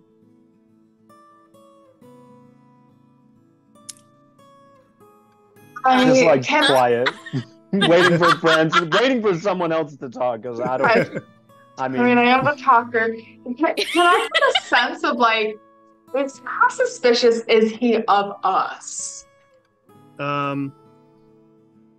Your immediate impression is that he has some uncertainty. He doesn't know, like he's just heard a lot of his contacts go dark, and he doesn't know what's going on. You don't know what he's experienced with the aliens, and you don't know if he has the same kind of concerns that you had with Lori a minute ago. Yeah, you don't know. I was like, we're not aliens if that's what you're saying. I mean, what Phil means is like, well, yes, we're not aliens. That is, I guess, what he means. But we did encounter some alien activity. That's why we made a speedy getaway and we're heading west. I think they're approaching from the east. That's the sense we got. And you see other folks getting out. Not we haven't really. Okay. Like we saw like a big freaky alien like launching cars, so probably not good. What did it look like? You get a sense that he maybe has not seen an alien yet. Oh, they're like tall and like super skinny. Oh. And they walk on two legs. Okay. And like they don't have to touch stuff. Like they've got like like psychic powers, like they can like just. What we've seen is vehicles primarily, or what we assume are vehicles. I don't want to spread misinformation, but gray, metal, often glowing green, and musical. I know that sounds odd, but no, we've been hearing. Yeah, I think everybody's been hearing the noises, the music.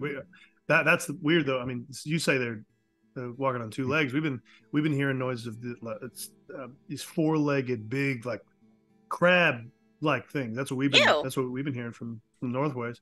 And we also people have been saying that there's some flying aliens, that there's sort of floating creatures. That was mostly at night though. They saw. We saw one that was flying. It looked kind of like a seaman, but big and metal. It had like a tail. I mean, I think it was kiddo. Cool. That's so gross. I think that was a machine. Well, I think so. I mean, I shot it and it didn't die, so probably. Oh. All right. Well, listen. Thank you for information you got. Make a roll, Kristen. I think talk it out, just like convincing him. You've been trying to convince him that you're not. And I have a special ability, Friend Maker, where I get 1d on friendly social interactions with people who have never met or heard of me. So I will be rolling 3 dice. Great. 6. Okay. Yeah. He immediately, like, you get to talking and I don't know if you like how much you share about yourself, but he eventually. Go ahead. And I think I'm asking him about his plans. I'm engaging him. She can be a little like harsh around her family, but they all see in the car that like around strangers she's actually much better and friendlier, which is not always a great feeling if you're like intimate with someone and they're friendlier with other people. But there's definitely that dynamic happening. Yeah, I think she like asks a couple of good questions, and George reveals that he used to run a garage where he would repair people's cars up a little northwest of here. And he says, so eventually what he reveals to you, I'll do this sort of montage mode, is he lets you know of a couple things that are going on in the area. He, a couple broad regional things. He says that he's been hearing rumors in the northwest that in the direction of in the Pittsburgh area, there's a group of people gathering together. There's a lot more fighting up north, but there's a group calling themselves the Allegheny Army, who is gathering together folks. If you're looking to actually make a dent and try and sort of defend the frontier a little bit, these folks are trying to fight back against some pretty aggressive incursions that are happening.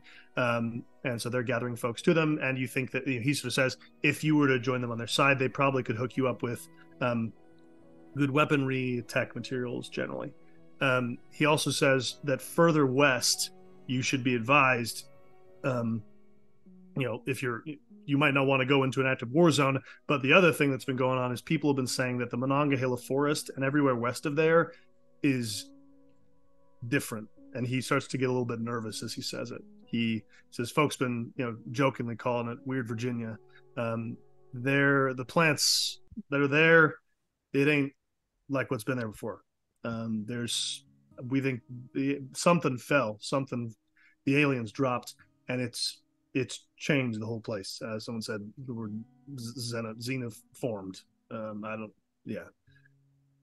So if you're going through there, you better be careful. There's some folks who are still trying to figure it out, trying to get a route through it. But most of the folk we've heard head into there, we haven't heard much from them, but that's partially because there's been a lot of static on the radio. Partially it seems caused by some of these organic things. So anyway, it's a bit of a rough way both directions. What I'd also say is if you've got a hand to offer folks, we're trying to ask folk for some help. If you want to stop by Davis, West Virginia, there's a bunch of folk from us gathering, trying to get people supplies, get people organized. and get across and get people on their journey together. If you would be willing to help out, either helping people pack up their cars and pack up resources, we could give you some supplies of our own, but also there might be some defense necessary in case some alien scouts show up. We've gotten the sense that it's not necessarily a single unified front of any of these attacks happening. It seems like there might be individuals, scout groups that are going forward. So any defense against those. If you're feeling really adventurous, up at Chimney Rock, the aliens have set up some sort of scouting tower or something up there. It's making a lot of noise and luring more. We feel like it's giving them some intel that we don't want to have. If you were to take it down, I think the folks who are trying to get that taken down might be able to hook you up with some alien tech, or even, he looks at Chip, even maybe a vehicle that might be better suited for the road. And then there's also a local elementary school that has been turned into a field hospital for folks in case you wanted to go help out taking some care of some people there. I don't know what you folks got in terms of skills, but we're all just trying to help each other out. And I think generally we're trying to help people get moving west, because I don't think it's tenable to stay out here. Extremely honorable position, and I really appreciate the information. We really do. I'm sure we'll discuss amongst ourselves what our best course of action is. But thank you. Good. He gestures, and like one of the pickup trucks backs up, revealing a large open space for you all to drive through. And you drive past unless there's any questions for George. Did you hear anything about Denver? We haven't heard anything further west than Ohio, honestly. We haven't heard much of anything. We done a lot of radio, and a lot of people aren't relying on it. It seems like people are worried about communication getting picked up. We don't know if the aliens understand our language. So I don't know. I think people are a little bit nervous to talk to publicly. Yeah, well, that's pretty smart. Yeah. Anyway, best of luck to you all. Pat taps the top of the car. Thanks, George.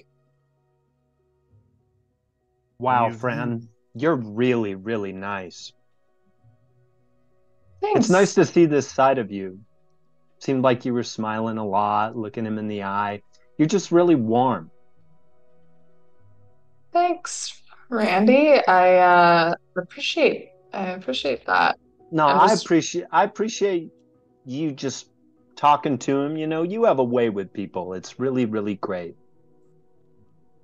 Nice to see this side of you. Thank you. Well, just trying to get information for the family. Trying to get us through as a family. Yeah, you did great.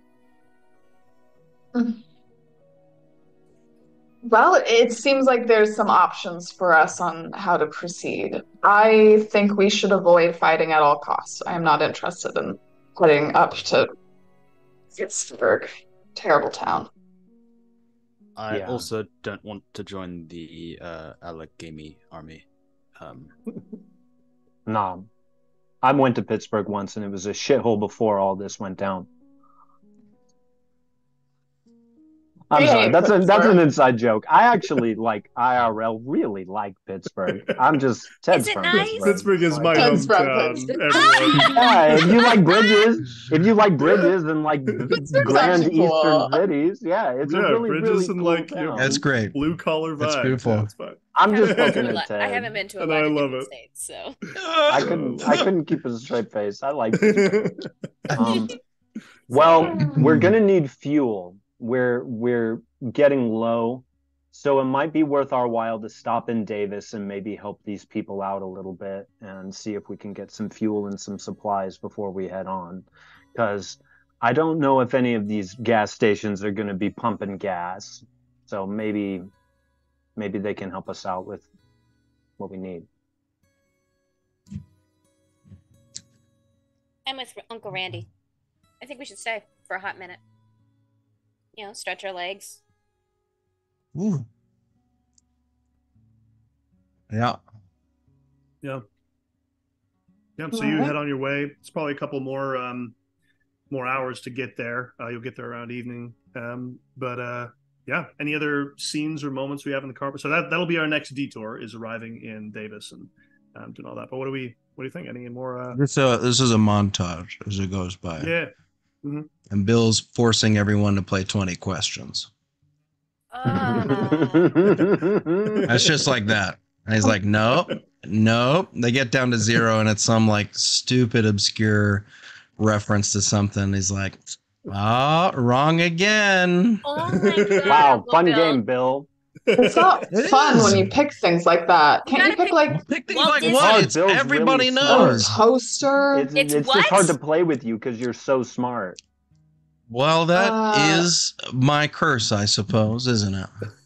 I don't think it's that. I think you bad things. It's not Hey. smart. Kiddo, go ahead and roll down the window a second. Yeah. Just need some of that air.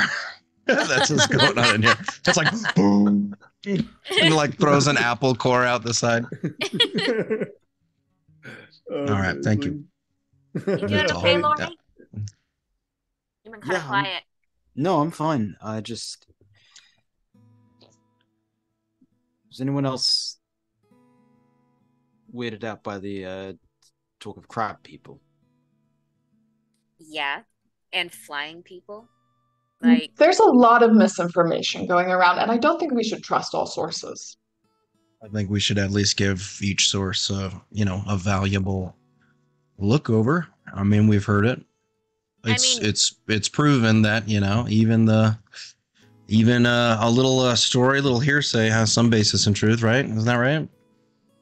better to expect everything than to be caught off guard. I mean, let's face it, right? Aliens, right? They're weird. That's all I'm I saying. think it'll be okay, Lori. I think we're trusting our senses. We're trusting what we hear from verified sources, from trusted people, and I think I'm if we starting to do get that, the sense here, Francis. Are you like verified sources? How are you going to verify these sources? What are you even talking about here? Verified sources. well, I think if someone's been trained properly, that they sort of understand how to parse data, parse information, Right. interview. So there are Like you, journalists I've trained, met. right? Trained like you? Trained? Well, Is that what you yes, mean? I'm a trained journalist, Bill. Right. You're someone who's been trained properly. That's what you meant, right? Hey, Lori, maybe we can get you a gun. Does that make you feel better? I don't think that's a good idea. No. These two kids talking across Bill right now. Yeah. By the way, the next time we stop, you sit back here, Francis, please. I mean, I am covered in dog hair. I'm helping Randy with directions. I mean, honestly, I'd rather if you could help me to have Sumo respond to some of my commands. That'd be more useful. Oh, Good luck. yeah. Yeah, he's got a couple. He has a couple. He's smart, Uncle Bill. He is smart. It's not I think him. it's a left up here, Randy.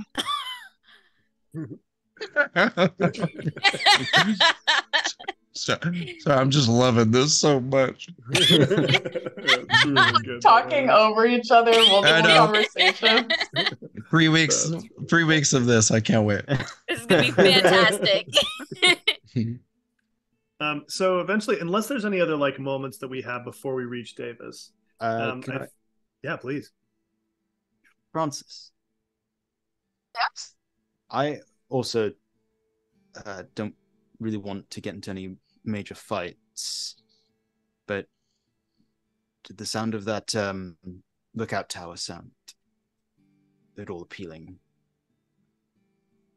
I mean, We Chimney need it Rocks. sounds like and Ted, it was sort of like an alien version of a radio tower, right? Sort of. That's where they're broadcasting. They seem to believe that this is something that the aliens are using to communicate in a high place. Yeah, Chimney Rock's big hike.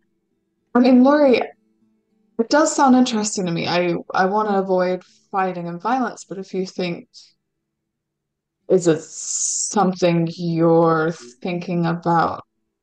I don't know. I just think if we want to get in touch with people further away, it might help to have, you know, I mean, better we do want equipment. to, we could get back in touch with Mom. That would be helpful. And I do have a couple pieces of valuable information that I would love to broadcast to a wide area. So we'll just go ask the aliens if we can use their tower. Well, Randy, I mean, we're not fools here, but well, I guess I'm. What do you have in mind, Laurie? What do we do? You're gonna. I don't know. I don't want to attack them or anything. I don't want to try to talk to them. I just thought it might be something we need. Yeah, but I agree with Lori. I think that, you know, maybe, I mean, there's like other people that are going too, so it wouldn't just be like us. Like, there's probably people who are like more equipped for this sort of thing. But like, you know, maybe the tower can let us reach Grandma, or maybe if we take out the tower, it like takes out their communication or something, or maybe that's what's blocking the internet from not existing. I don't know, but you know, nice. Like I think if Lori, you know, I'll help.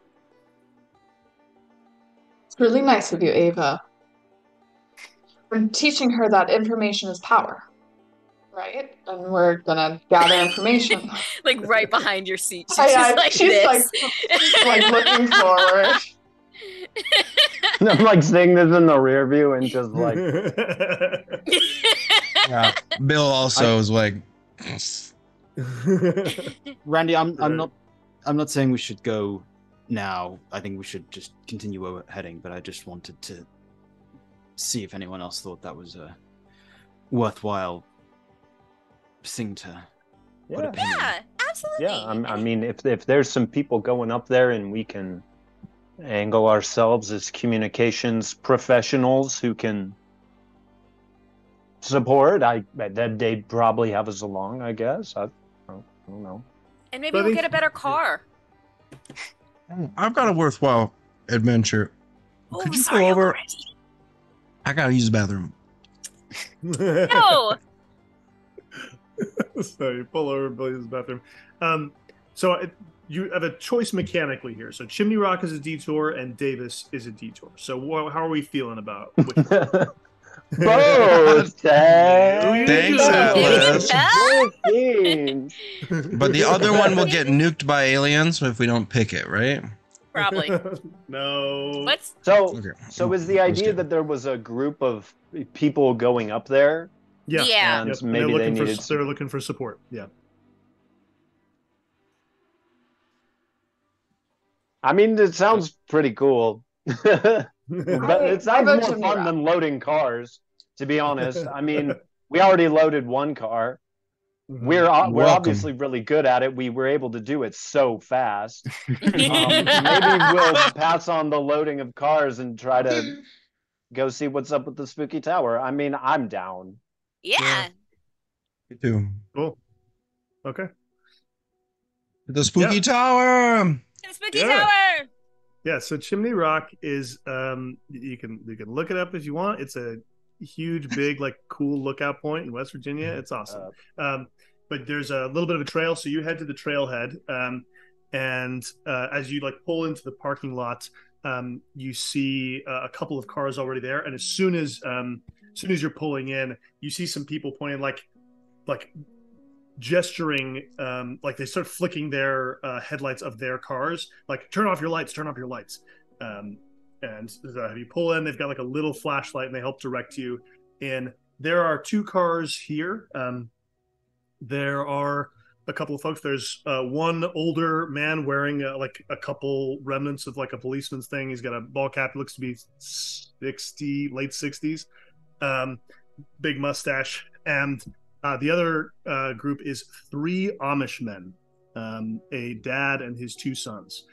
They have rifles, and they look at you, and they've got this like old beat up looking car, and they like sort of come up to you, the policeman gets up and says, "Hey, Mark, nice to meet you all. Thanks you all for coming. You hear about Chimney Rock? You're coming to join us. Is that the idea? Great. Happy to help out. I'm a communications professional, you see, and I thought, given that this seems to be an alien communicative device, that I might be helpful. Bill has some experience in the tech side of things. Okay, yeah, but she's trained, specifically trained. What did you say earlier? Sorry, it was supposed to be a thing. I'm sorry. I mean, trained. Yeah, I am trained. Like, that's undeniable. I went to school for journalism, so she has a degree. Right. Well, journalism degrees weren't exactly what we're looking for, but you know what? I think that could be helpful for whatever we find up here. And I have a rifle, so that's great. Randy's got an axe. Great. So as I said, my name's Mark. Mark Smucker. This is Solomon, Amos, and Josiah. And Solomon, the dad, red beard, comes up to you and says, "Hello, it's nice to meet you. As you probably know from our appearance, we normally wouldn't use a vehicle, but it's circumstances have changed, and we want to be of help to our community. So that's why me and my sons are here. Anyway, nice to meet you." And the sons come up and greet you as well. Yeah, nice to meet you. That shakes all your hands. Amazing. Mark looks around and says, "Okay, well, I think we're hoping to head up, use the advantage of the nighttime. So dusk has fallen. It is now night up here." He says, "I've got a couple of headlamps for anybody who'd want one." He's 2 headlamps. Who wants them? All right, Becca, take one. That's one. So that goes in your inventory. That's headlamp. It's 1/3. So it'll run out of battery. And it's just a headlamp. Nothing fancy. No fancy tags or traits on it. I'll take a headlamp. Great. Yeah, I'll take it, Randy. Cool. Yeah. So all of y'all start heading up the Chimney Rock hike, which is a little bit of a hike. And it's kind of funny as you get going. Mark is sort of leading the way. And Solomon ends up next to you, Bill. And he says, "So is this your name's William? Yes, is that what you said?" You can call me Bill. Oh, Bill. So is this is your children? That's your wife? Huh. Oh no. No. This is not. These are my sister, my little brother, and my niece, Francis, and this is Lori. A British man. Oh, nice to meet you, Lori. Yeah. Yes, nice to meet you too. Well, he's become our little traveling companion. Yeah, like Pat. Yeah. And he sort of continues talking to you as you guys keep hiking up through this dark woods, like dark tangled woods, uncertain. And in fact, let's roll some sneak around rolls for folks. I think everybody can roll one, but Ava, I think you're probably going to be the one who wants to lead the roll. Yeah, great. Okay. Should I roll 2 and Everybody take the lesser? Roll, yeah, 2 and take the lesser if you don't have any in sneak. Yeah. Okay. It's 2 6s.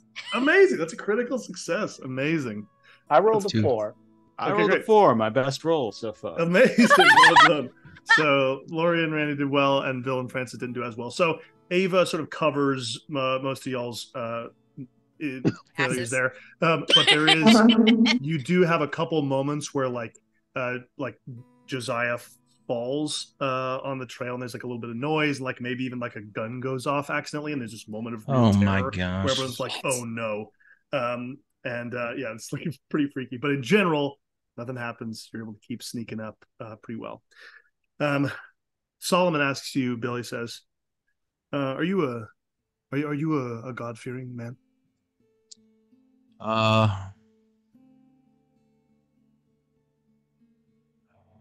I guess in a sense you could say that.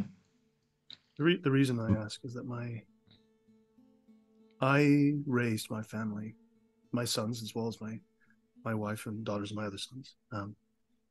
I didn't raise my wife, of course. She's, we knew each other as young people, but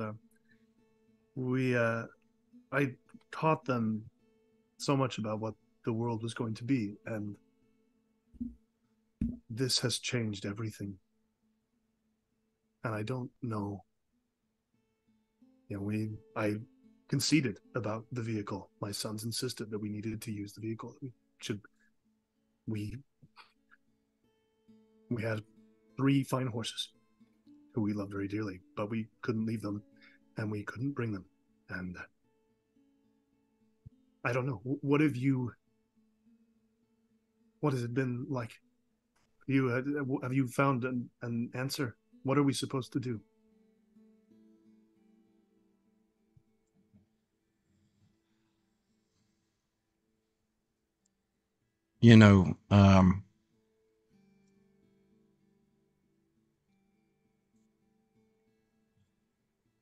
If there's one thing that I've learned, well, is that we never really knew anything. And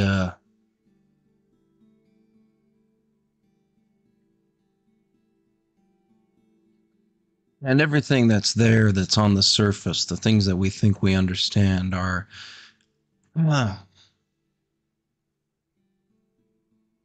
think mostly there to keep us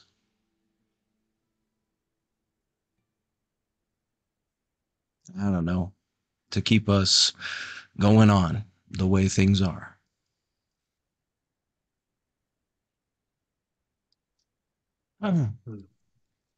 I used to fear God, perhaps in some of the ways that you do. But I think for me it's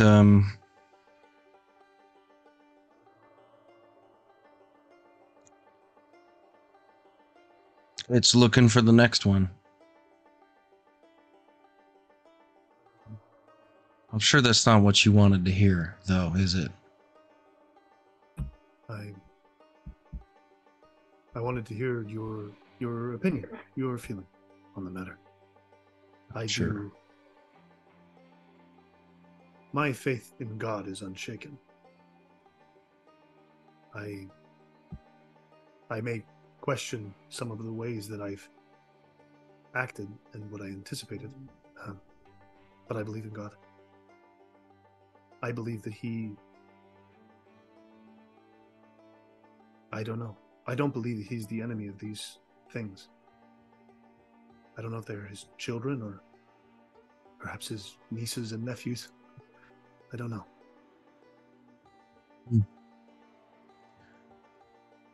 And he gets interrupted, unless anyone else wants to has been eavesdropping and wants to jump in the conversation. But I think otherwise we.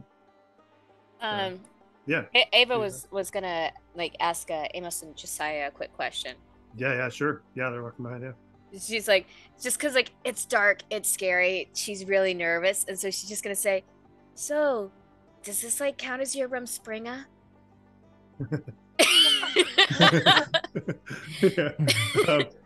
Yeah. They both laugh.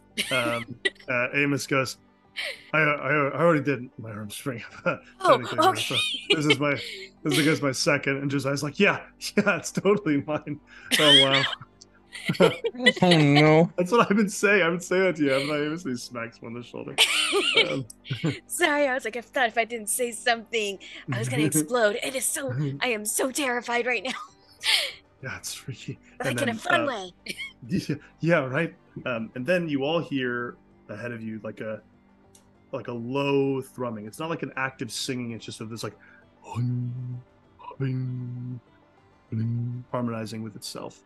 And you see rising above this sort of spike of silver and green that sort of spirals around itself. It has a sort of open, like large semi-triangular thing, but very tall. And you all step closer. Mark, policeman, stops, pulls out his gun. And it's pretty quiet. He steps forward. Solomon and Amos and Josiah step forward. Anybody else in the group? What are y'all doing? Great. I'll step forward. Yeah. I'm gonna stay in the back, but my gun's gonna be drawn for like sniping, even though it's not a sniping gun. Yeah. I'll get my pistol out. Great. Yeah. So there's a moment. So you are all standing there before this thing. It's a little like a steam rolling off of it, like some pulses of energy from the base of it, and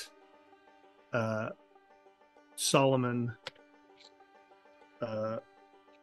looks to his left. He's standing next to you, Bill, and lets a little moves in between the two of you, and immediately you hear this, and the side of his head off as this ray of sound energy flies through him, and he like tumbles immediately to the ground. And this, you see a silhouette of something tall and strange in the trees with this glowing weapon. Immediately, Amos and Josiah fire, and in the blast, you see a couple other of these things, these creatures, aliens standing in it. So, who's acting first? I mean, who's moving next? What are we doing? Shoot! Boom, boom. Okay, yeah. Boom, Eva, boom. Yeah. Ava. Precision shooting. Kate says that wasn't in the content warning. Yeah, I'm sorry. 5. Okay. Yeah, absolutely. So you make a shot, and you hear a like from like one of these aliens as it gets shot in the shoulder, and then immediately you're going, and this like a bolt of harmonic energy hits you in the thigh. You take 2 harm as another of these aliens like hits you. Like you hear the wound before you feel it, like sort of flowing through you, and you like tumble forward. So Mark is like running forward, trying to get into some cover, shoots twice, and you see the alien who you hit tumble dead, and then Mark also gets struck with another piece of harmonic energy, immediately falls to the ground. Who else is who's acting next? I'm running to the fallen alien with a pistol. Yeah. Okay. I mean, I don't know, how close is he in to his friends in general? Yeah. It looks like there's 3 aliens, all kind of equidistant from each other, each probably 15 feet apart from each other. The one on the left who's been downed 20 feet from you. You can run in his direction. He's sort of in the trees a little bit. Yeah, I'd like to Laura, you step forward, right? Yeah, I stepped forward. Take this gun, shoot at them. I'm gonna point and shoot, and I take off in my Kirkland signature jeans. Amazing. So I guess you're probably rolling sneak around to you're trying to get hold of something off of this alien. Is that the idea? I want the thing that shoots big you want harmonic guns. Absolutely. Huge notes. Yeah, absolutely. Huge notes. Big old, Big old notes. That's a whole note. I guess I do want to staff sneak appears around. in the air above you.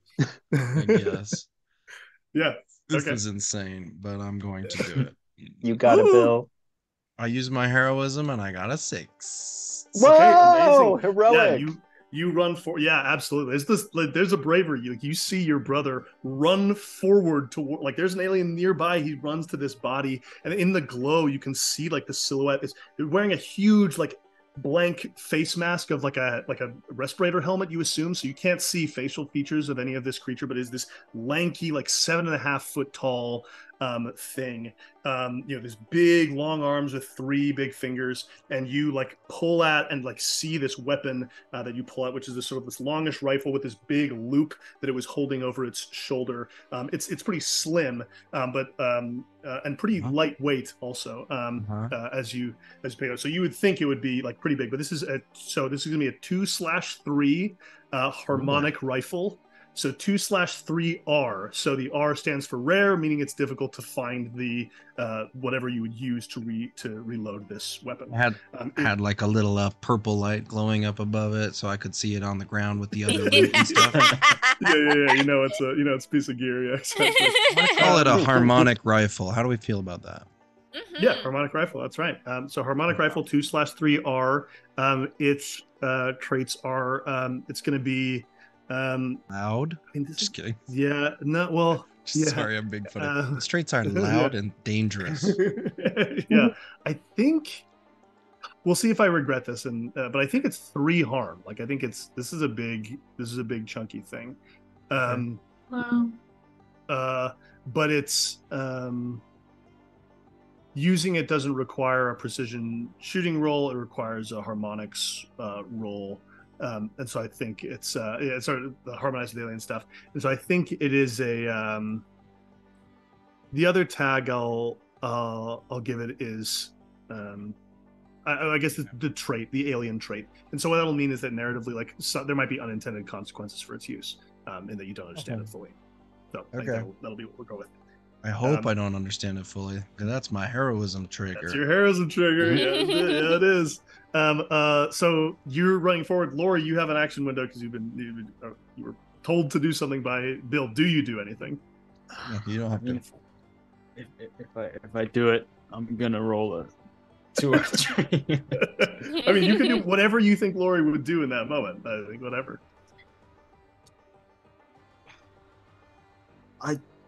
Francis, we need to get. How far are we from the tower? 20 feet. It's in front of you. It's close by. We need to get what we need from that and go. We need to go. This is the man doesn't have a head. We need to go.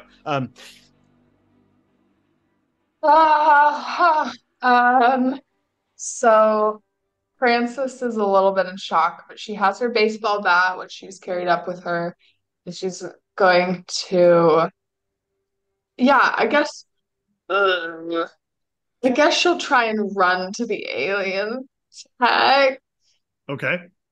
I'll go with you. Yeah, I'll be like, I will protect you. I'll run ahead, axe in hand. Okay. So let's give you our harmonics for that. That's your trigger. Heroic, yeah. As Bruiser is protect another traveler from danger. And yeah, are you gonna make an attack? I guess you could. I mean, we're gonna try to breach the door. Like, is there a critter in front of the door?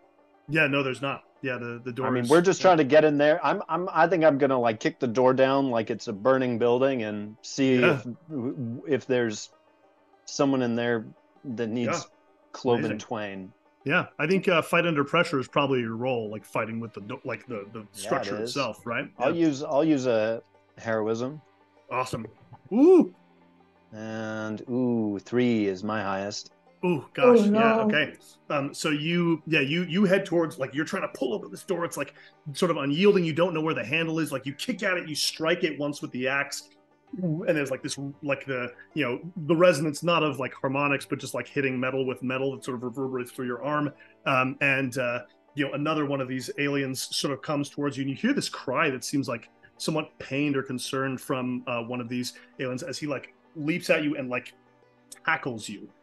So you're gonna take 2. Like he like stabs into you with this with a bladed weapon into your shoulder. So you take 2 harm, and he's like wrestling with you on the ground, or it is wrestling with you on the ground.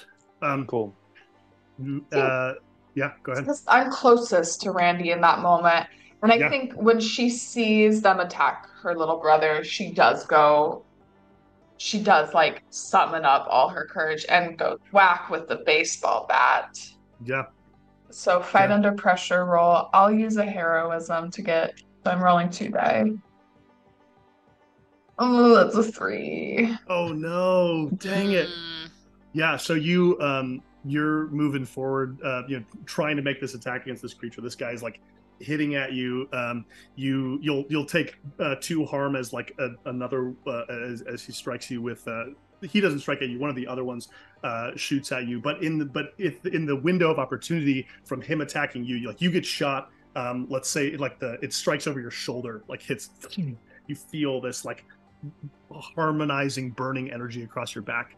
And the boys, the Amish boys, like tears streaming down their faces, fire on this other alien and take him down. Like 3-4 shots from these rifles, and the one who shot you collapses to the ground. So now there's just this one wrestling with Randy on the ground. Ava, are you acting? Bill, are you acting? Who's gone?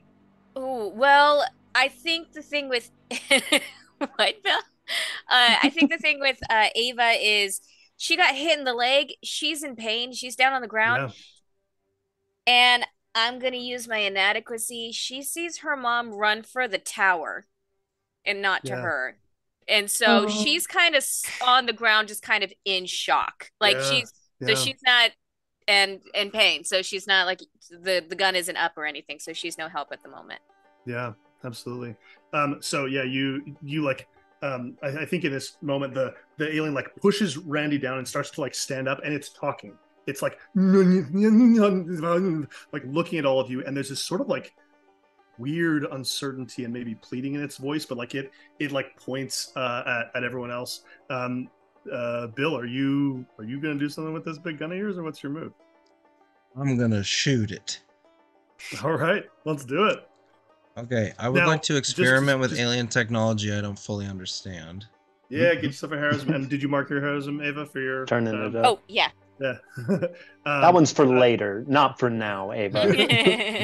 So everybody can spend. You remember, you can also spend heroism to affect anybody's gambit rolls, not just your own. If you're like, oh, this is really pivotal, and I want to weigh in on this, just something to be aware of. So, I'll spend a heroism to increase the damage of my brother turning it up to 11 on that alien tech. All right, yeah, do it. Okay, thank you. I'll spend one to give you a gambit roll die. Ooh, thank you. Okay. I'm gonna roll 2 die to harmonize with alien stuff. I'm like messing with it, finding it, looking at the pieces of it, and I fire it, or maybe I don't. No. Oh no! What happens? It's a double 3. Oh no! Dang it! Yeah. So you start trying to sing to this weapon. Like you don't know exactly how it works. You listen to like humming to it. What song does he sing? Oh man, he definitely does. Like just sing it. Just hum it. He's like, oh god, and it's that moment where he's like, what do I sing? What do I sing?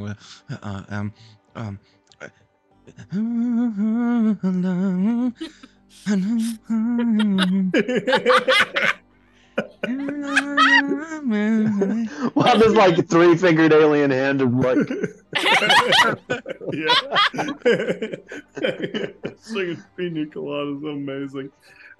Yeah, you try to fire up. It does like something comes out like this spurt of energy like sort of goes into the dirt. It's sort of like you're not sure exactly what's happening with it. It's very very strange and uncertain. But you in this moment, so this creature is sort of like trying to speak, trying to react. It goes to the door and starts to open it. Like it sort of presses its hand into it and sort of looks at all of you and pulls off its helmet. And what you see is this like can you imagine? What a tweet! Sorry. Is this like narrow, strange reptilian face? These broad, thoughtful eyes, and it looks at you, and it's like there's bluish black liquid dripping down its lips. It looks like the thing is it's already injured. It reaches towards you, Francis, sort of like speaking, and then Josiah shoots it in the head. Yeah. And it collapses onto Randy. No. Francis just lets out. Josiah's dead. Josiah's alive. No, Solomon's dead. Solomon's dead. Josiah Mark's dead. And Mark's dead. Yeah. Whoa. And as you were all standing there in shock, the door to this thing opens up, and a small alien, about the size of a 9-year-old, is sitting in the fetal position inside this capsule. Oh no. Don't do And this. that is where Don't we'll do end this. our session. Stop it.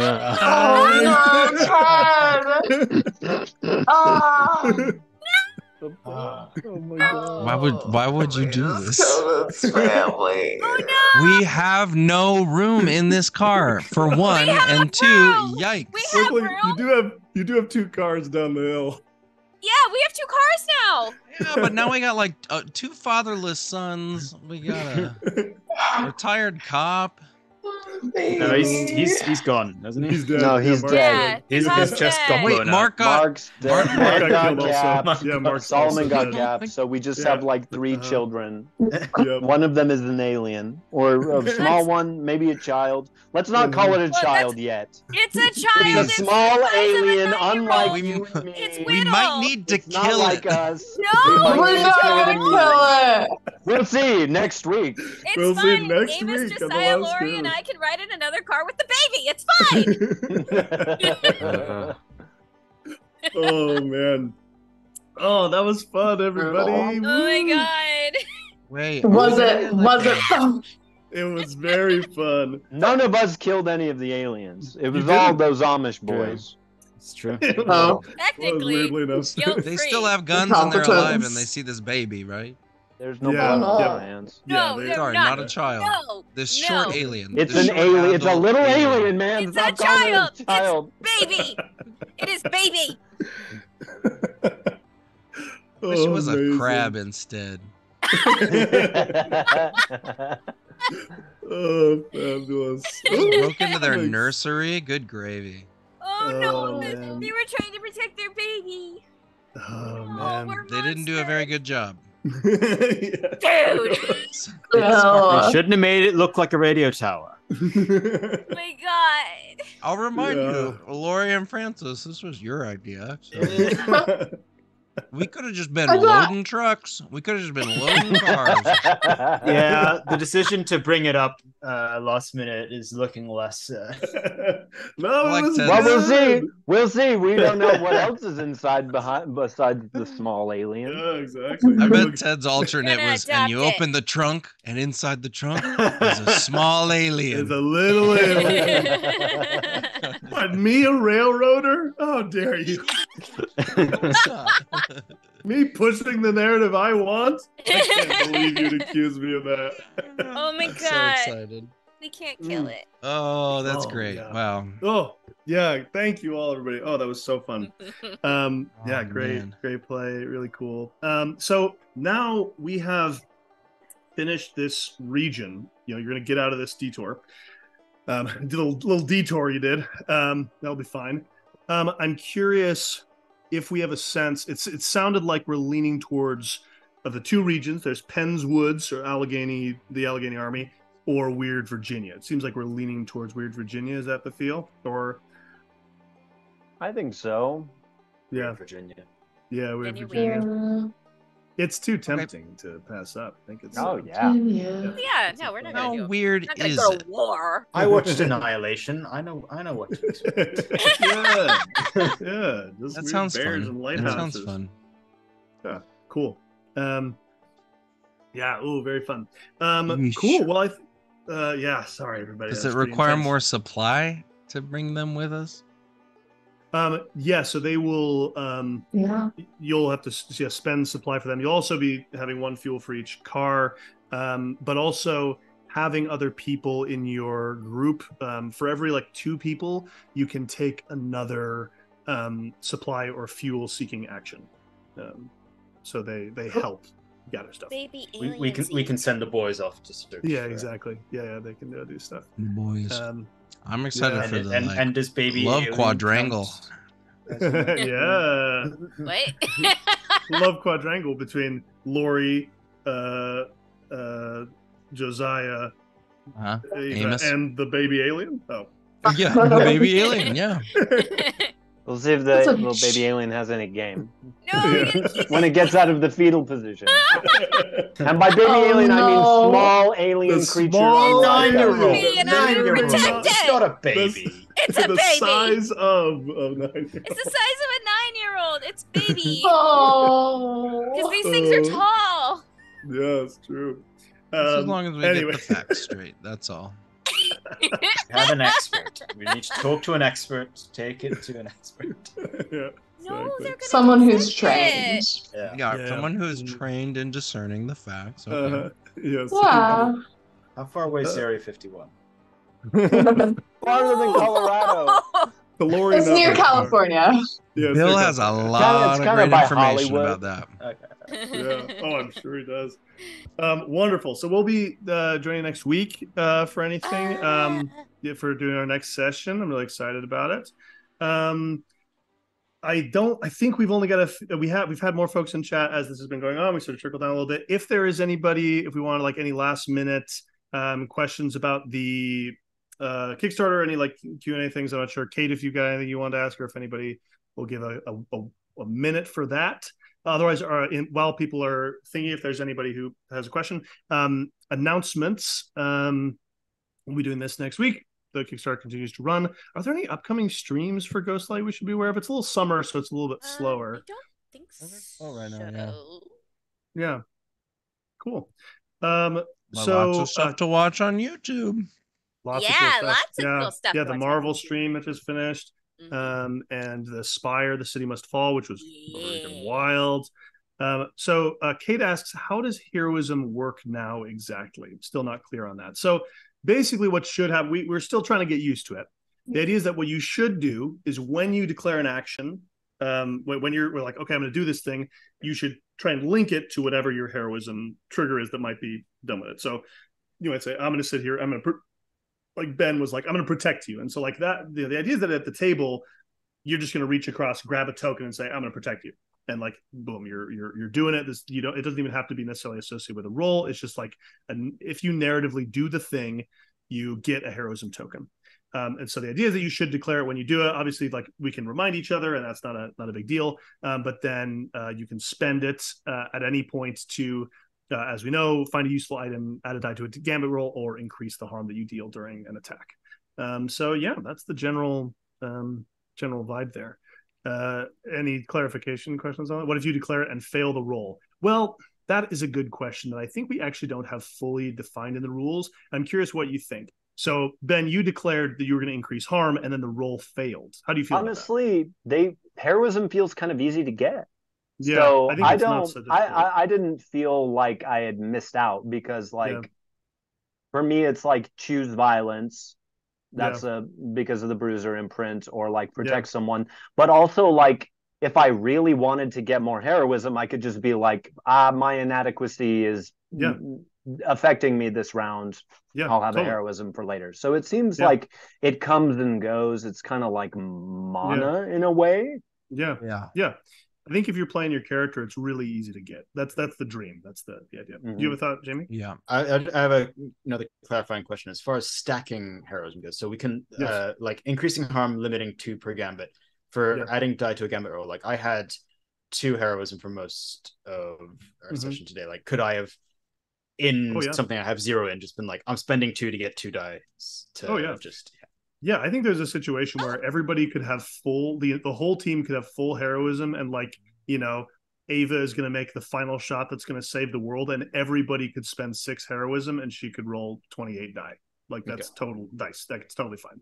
Like I think what I like about that is like it is costly, but it's essentially guaranteeing a success, and I don't think there's anything wrong with that, because I think that's like part of the economy in a way that's fun. So that's my feeling on it. And I guess my feeling is law. A little bit. You are the god of this world. Yeah, Ted, don't you know you're God?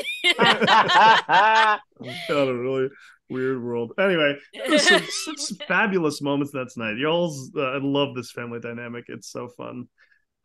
Really just great scenes and everything. So anyway, have a great night, everyone, and we'll see you next week for a little bit more of The Last Caravan. So, take care. Good night. Goodbye. Ooh.